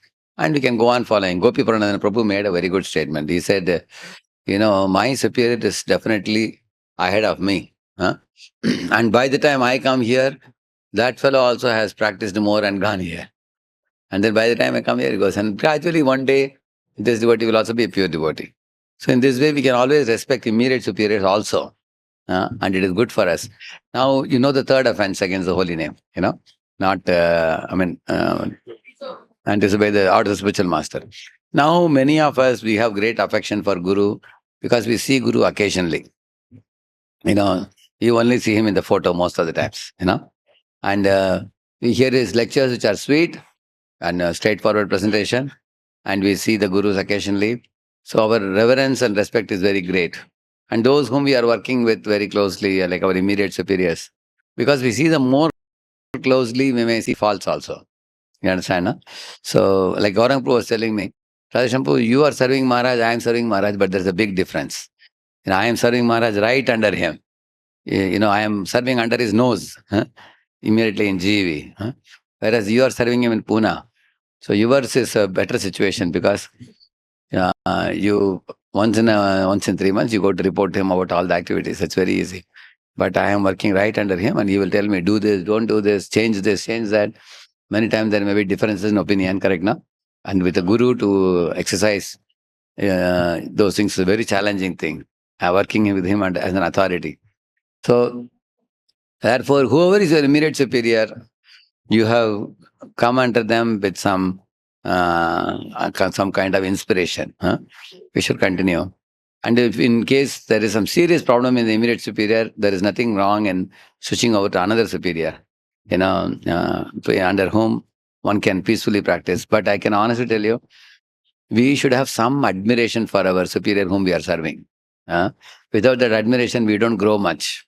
If I think my superior is actually not so great and my superior needs to be guided and advised, I think probably he or she needs my advice, then we won't be able to take anything from them. That should be something, like even these classes, SLATE program which I am doing here, in Pune we have like 150 leaders or so, 140, 150 leaders, but I never make it compulsory. Many told me, Prabhuji, make it a rule that all counselors, urgent counselors must come for SLATE.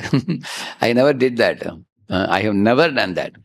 I always used to tell Aditya Prabhu, please make sure you send it to all counselors, you send it to assistant counselors, you send it to the upcoming leaders, correct, no? But why we give that freedom? Because if inspiration is not there, inspiration cannot be legislated.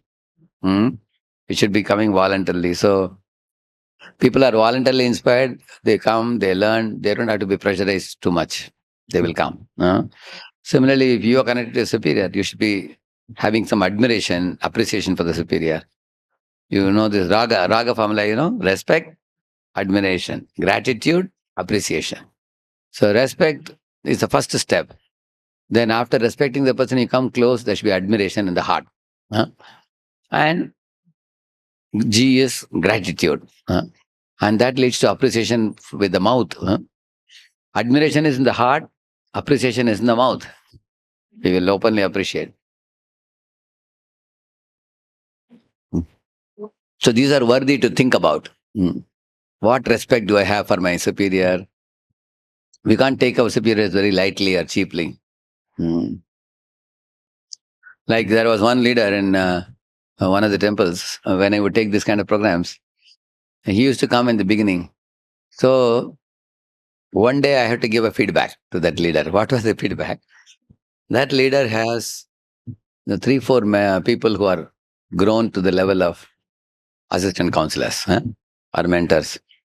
But he wanted to keep like 150, 200 people under him, 100 people or 150 people. So some leaders told me to tell him that you release some of them. The mentors and their mentees, let them have their own group. You keep only 30, 40. Balance, you empower them, like that. So when I called and told this gentleman, he got very upset. He thought that I am telling him that you are very attached. I said, I am not saying you are attached, but if you give them the freedom, they will be happy and they will also grow further. And you can visit their meetings occasionally. You keep the senior most people with you, younger ones can be with the mentors. You allow them to go. So he was very much upset. Then I told, okay, if you don't want to give up immediately, we will do it after 6 months. So within 3 months, 2 of them wrote a letter to me saying, we want to pull out from the group. I said, just see, it's better that you allow them to go with blessings rather than they pulling out. Because when they pull out and go from the group, the relationship is not as sweet as when you allow them to start their own group.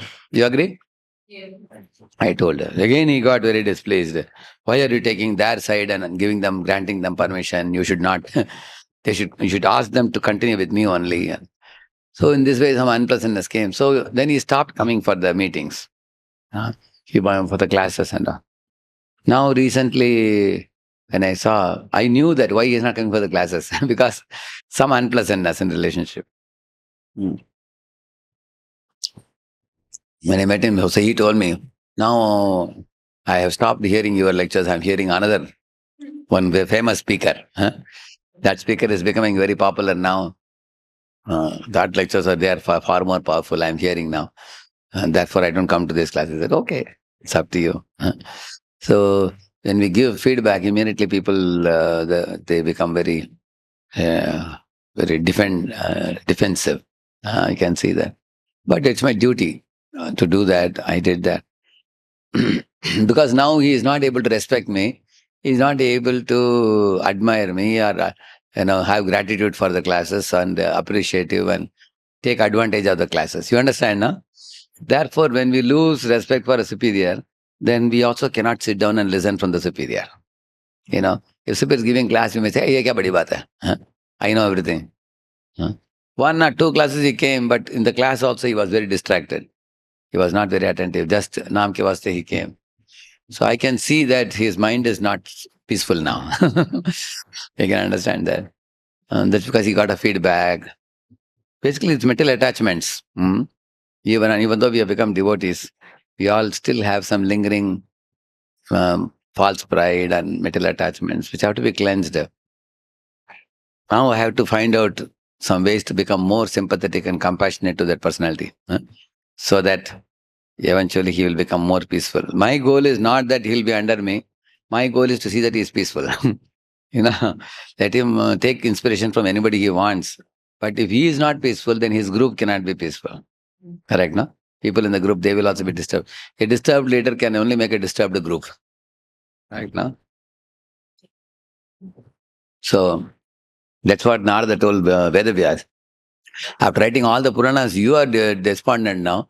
If you are despondent with this literature, how can this literature make others happy? Isn't it? Therefore, you better write Bhagavatam, he said. After that. Oh, we didn't proceed with the purport. We'll finish this purport. Read that.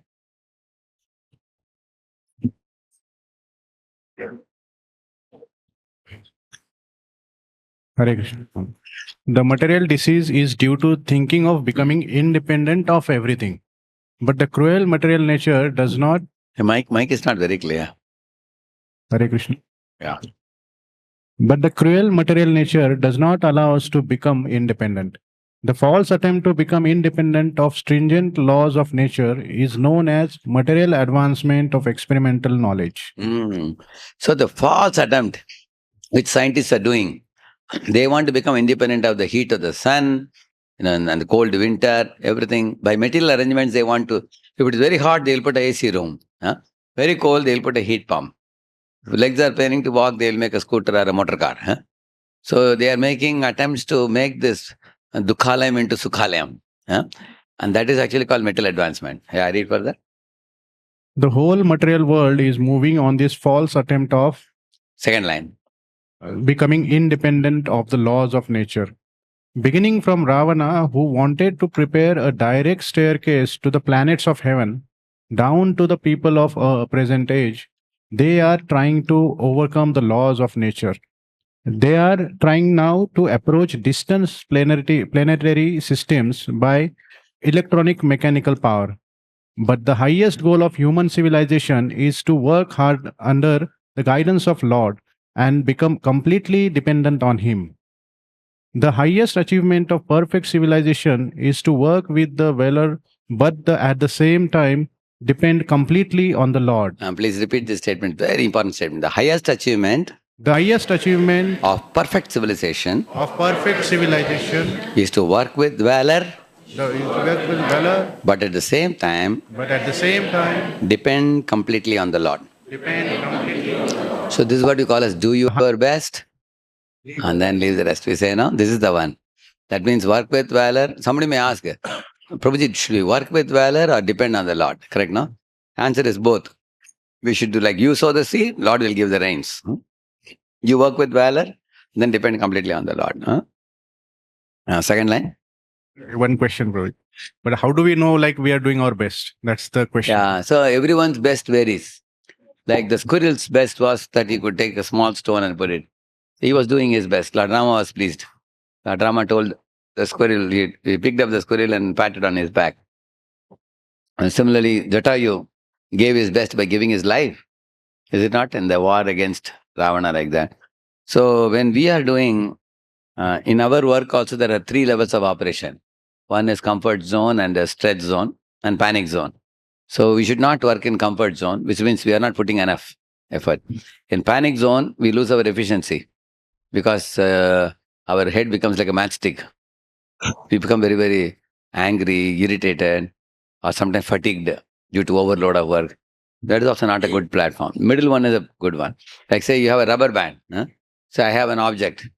I put a rubber band around it. So if a rubber band is it should be stretched, then it fits very well. If your rubber band is very small, you cannot, if you stretch beyond its limit, it will break. Correct, no? If you stretch it beyond limits, it breaks. But if you don't stretch at all, if you put like this, it will fall away later on. So therefore, rubber band should be brought to the middle level. Correction. Thank you. Thank you. And it should be brought to the middle level. Correct, no? Comfort zone, stretch zone, panic zone. So if you are working on your stretch level platform, that means you are doing enough. Clear?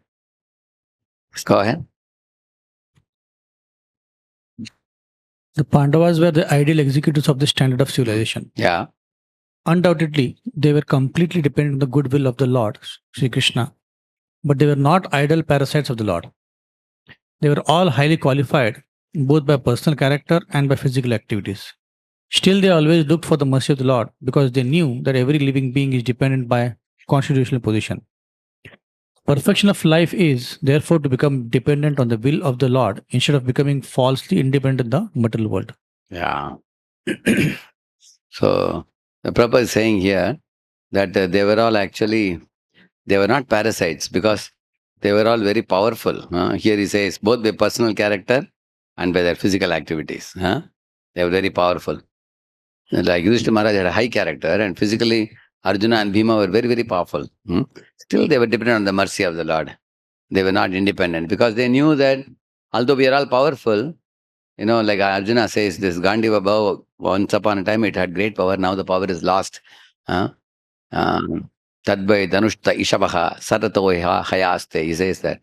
Soham rati nripatayo yata anamanti sarvam kshanena tadbodh asadishariktam pasman hutam guhakaraptam ivoptamushyam. In that verse he says, this is the same Gandiva bow, same horses and the same chariot. I am the same Arjun. But where is the power gone?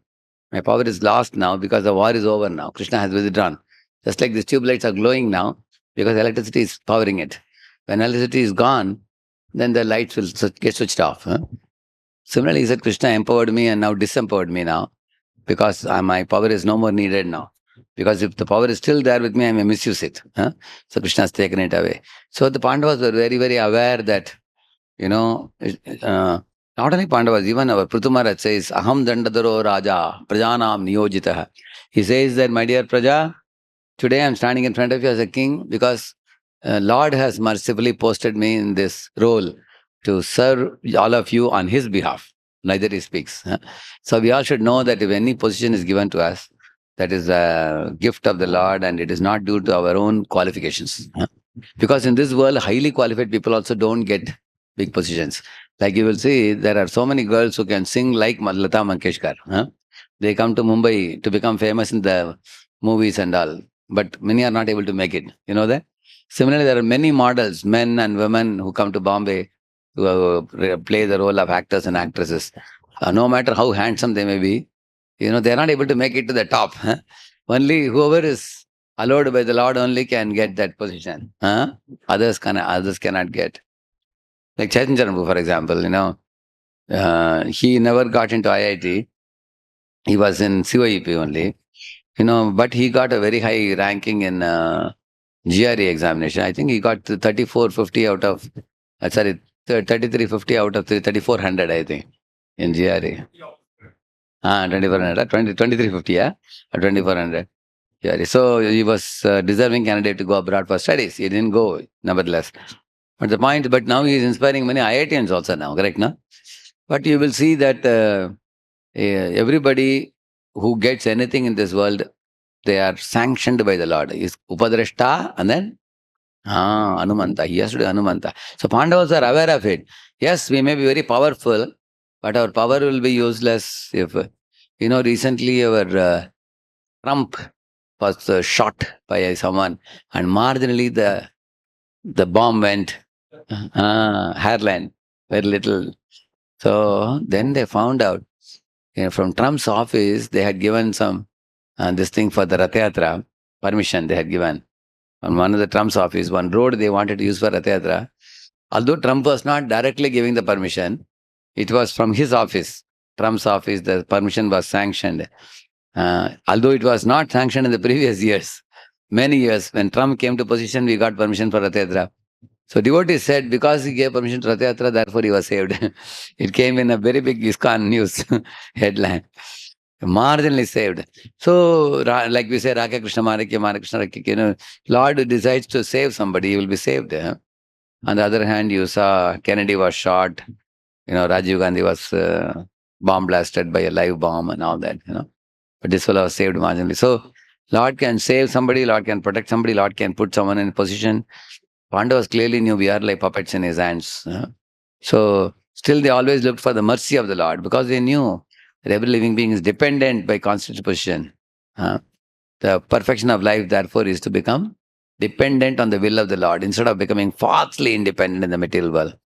Those who are trying to become falsely independent of the Lord are called anatha, or without any guardian. Whereas those who are completely dependent on the will of the Lord are called sanatha, or those having someone to protect him. Therefore, we must try to be sanatha, so that we can always be protected from the unfavorable condition of material existence. By the deluding power of external material nature, we forget the material condition of life is most undesirable perplexity. As it is saying, a Mahatma means they are dependent on the Lord. That's the main theme in this whole purport. So, to become dependent on the Lord. So actually we can cultivate this consciousness daily when they rise in the morning. There's one famous song you all may be knowing. Ekhona bujinu Prabhu Tomara charan. That song you can go and see the meaning. Ekhona bujinu Prabhu. So that talks about how, oh Lord, you are my maintainer, you are my protector, you are my guide, you are my master, and I have become independent of you, so I am suffering in this world because of that. So the more in our consciousness we reinstate that type of dependent attitude, we will be most happy actually. It's just like, for example, if a little child is sitting in the middle and mother, father are sitting on either side, either in a swing or in a park bench, the child feels very safe and protected. Child has no fear at all. Similarly, a simple woman, she is married to a husband who is a very well-to-do husband and he has a good car, he takes her around and she feels that I have nothing to worry in life. He is maintaining me, he is taking care of me, he is giving me sari, he is giving me ornaments, he is very caring and loving and I am protected. So such a woman becomes very confident and secure and internally very solid. But on the other hand, if a woman is unmarried or there is no stable situation for her, there is a fear. There's a song going on outside, It's a mobile, it is? Okay. Acha, mobile, I thought only sounds come. Songs also come, Okay. So, in this way, all of us as Prakriti, we are dependent jivas, correct, no? Purusha is independent. Prakriti is dependent. So, therefore, I would suggest you all, whenever you get time, you can hear the Sharanagati seminars of His Holiness Bhaktichara Swami. The Shadvida Sharanagati very nicely explained in Pune when he came. Probably 5-6 lectures are there. He sings one song also. Gives one song along with some speech also. Sharanagati. So he teaches about how to cultivate this dependence and surrender. Okay, anybody can read further and cover? Where did you leave it here? The team was sticking to vital points, yeah. Second point, yeah.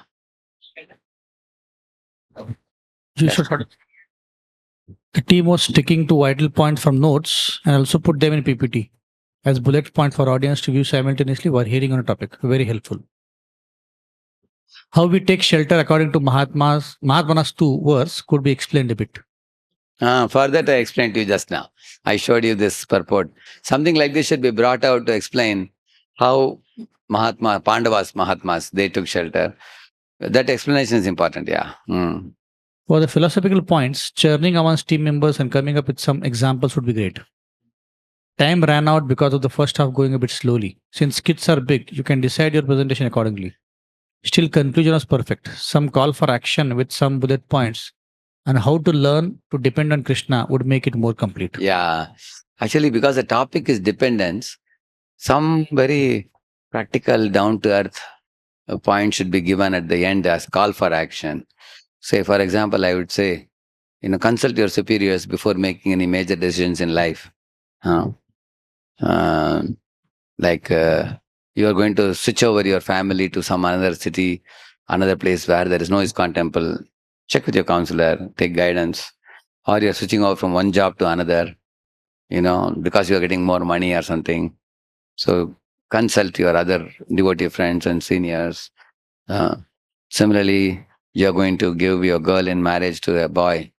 Nowadays, people, they go to shadi.com or something, and then they identify a boy or a girl and they connect. And then later on, they come to know the problems. In Vedic times, they will not give the boy or girl to anybody unless a strong recommendation comes from somebody well known to them. Just like doctor. You don't go to a doctor unless some trustworthy person recommends the doctor to you, correct, no? Yeah, but nowadays people just find from this thing and they take and connect and then they mention diverse and all after some time. So, therefore, when we talk about being in shelter is very important. Just like the children should be in the shelter of the parents, wife should be in shelter of the husband, disciple should be in shelter of the spiritual master and the superiors. And Kshatriya, Vaishya, Shudra should be sheltered by the Brahmins' advice, like that. And all the Varna and Ashrama members should be carried by sannyasis. Like this, everybody is in somebody's shelter. The only person who is shelter of all shelters is Krishna, his ultimate authority.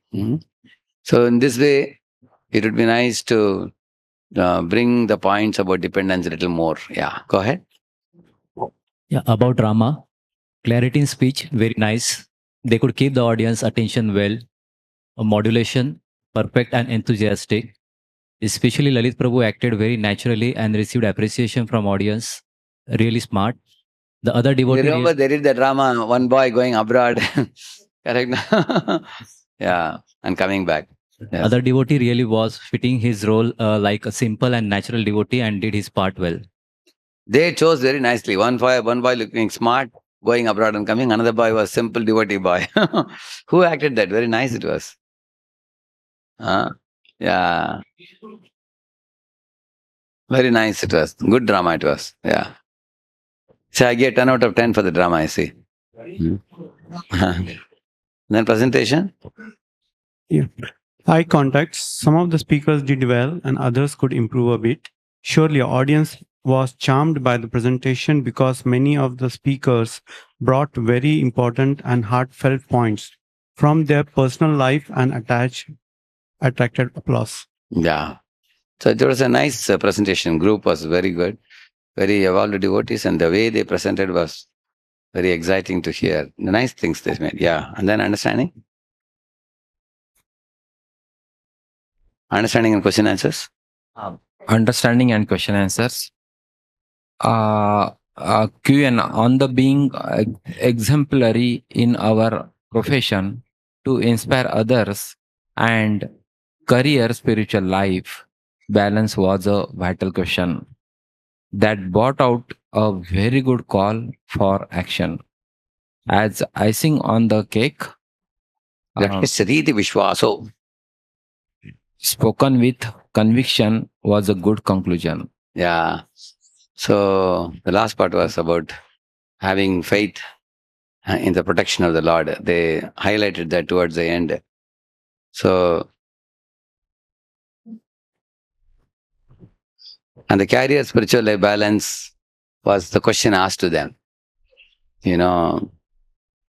Somebody was asking a question about, you're saying that if you go abroad, yeah, it's not proper. Of course, the drama just teaches the principle that don't become very materialistic and don't lose Krishna consciousness. That's the main theme.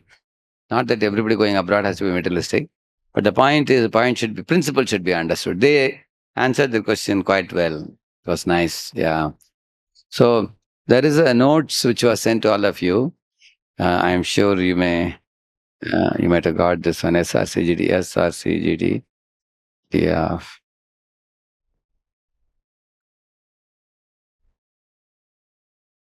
See, this is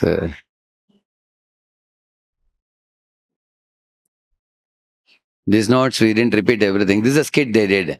Am I fully dependent on Guru and Krishna, or rather my own arrangements? So, as Krishna says in Bhagavad Gita, we have to give up desires that arise from mental concoction. Prajahat yada kaman sarvan parthamanogatan, he says, and the bodily concept of life. If you agree that we are Krishna's servants, then we should have faith in Krishna, that he will take care of us. Then they did this whole drama now. And after the drama, there are some notes which I will give it as a homework to you. You all can read it. Depending on, you have these notes now, Prabhu? Yeah. I can send you, I'll put it. So this notes is easy to understand. My request to all of you, please go through it. It's page number 5, page number, what is this one? Riding on our own mental chariot makes us go mad and astray. Okay, you can see that also. Page number 6, 7, 8. Okay? 8 half. So these 4 pages are there for you, which you can, I'll put it in our, this thing. Which one? Oh, acha, you want to see that? I'll show you, yeah. I'll show you, yeah. You are in which one? Okay. Sadhvika bro, I have put it. That you can send. Okay, I'll show you all the marks now. You can see this is the first group. This is service group. They got 28. Haribol. And respect group got 31. Care group got 32. And what is this care? And glad got 35. And dependence got 36. I think it is increasing, I think. One reason could be these fellows have learned from the previous groups. Right now, because when I give feedback, no? Many people totally revamped that presentation after hearing my feedback by the first 2 groups. Once, then devotees become smart after that. Right, no? Is it? Therefore, we should give some extra marks to first group, I think. Because they were ready to bear the brunt in the first part of the... So... first and second group, yeah. You are in second. But it was very good preparation, which we went to Vella, we did. It was great, it was.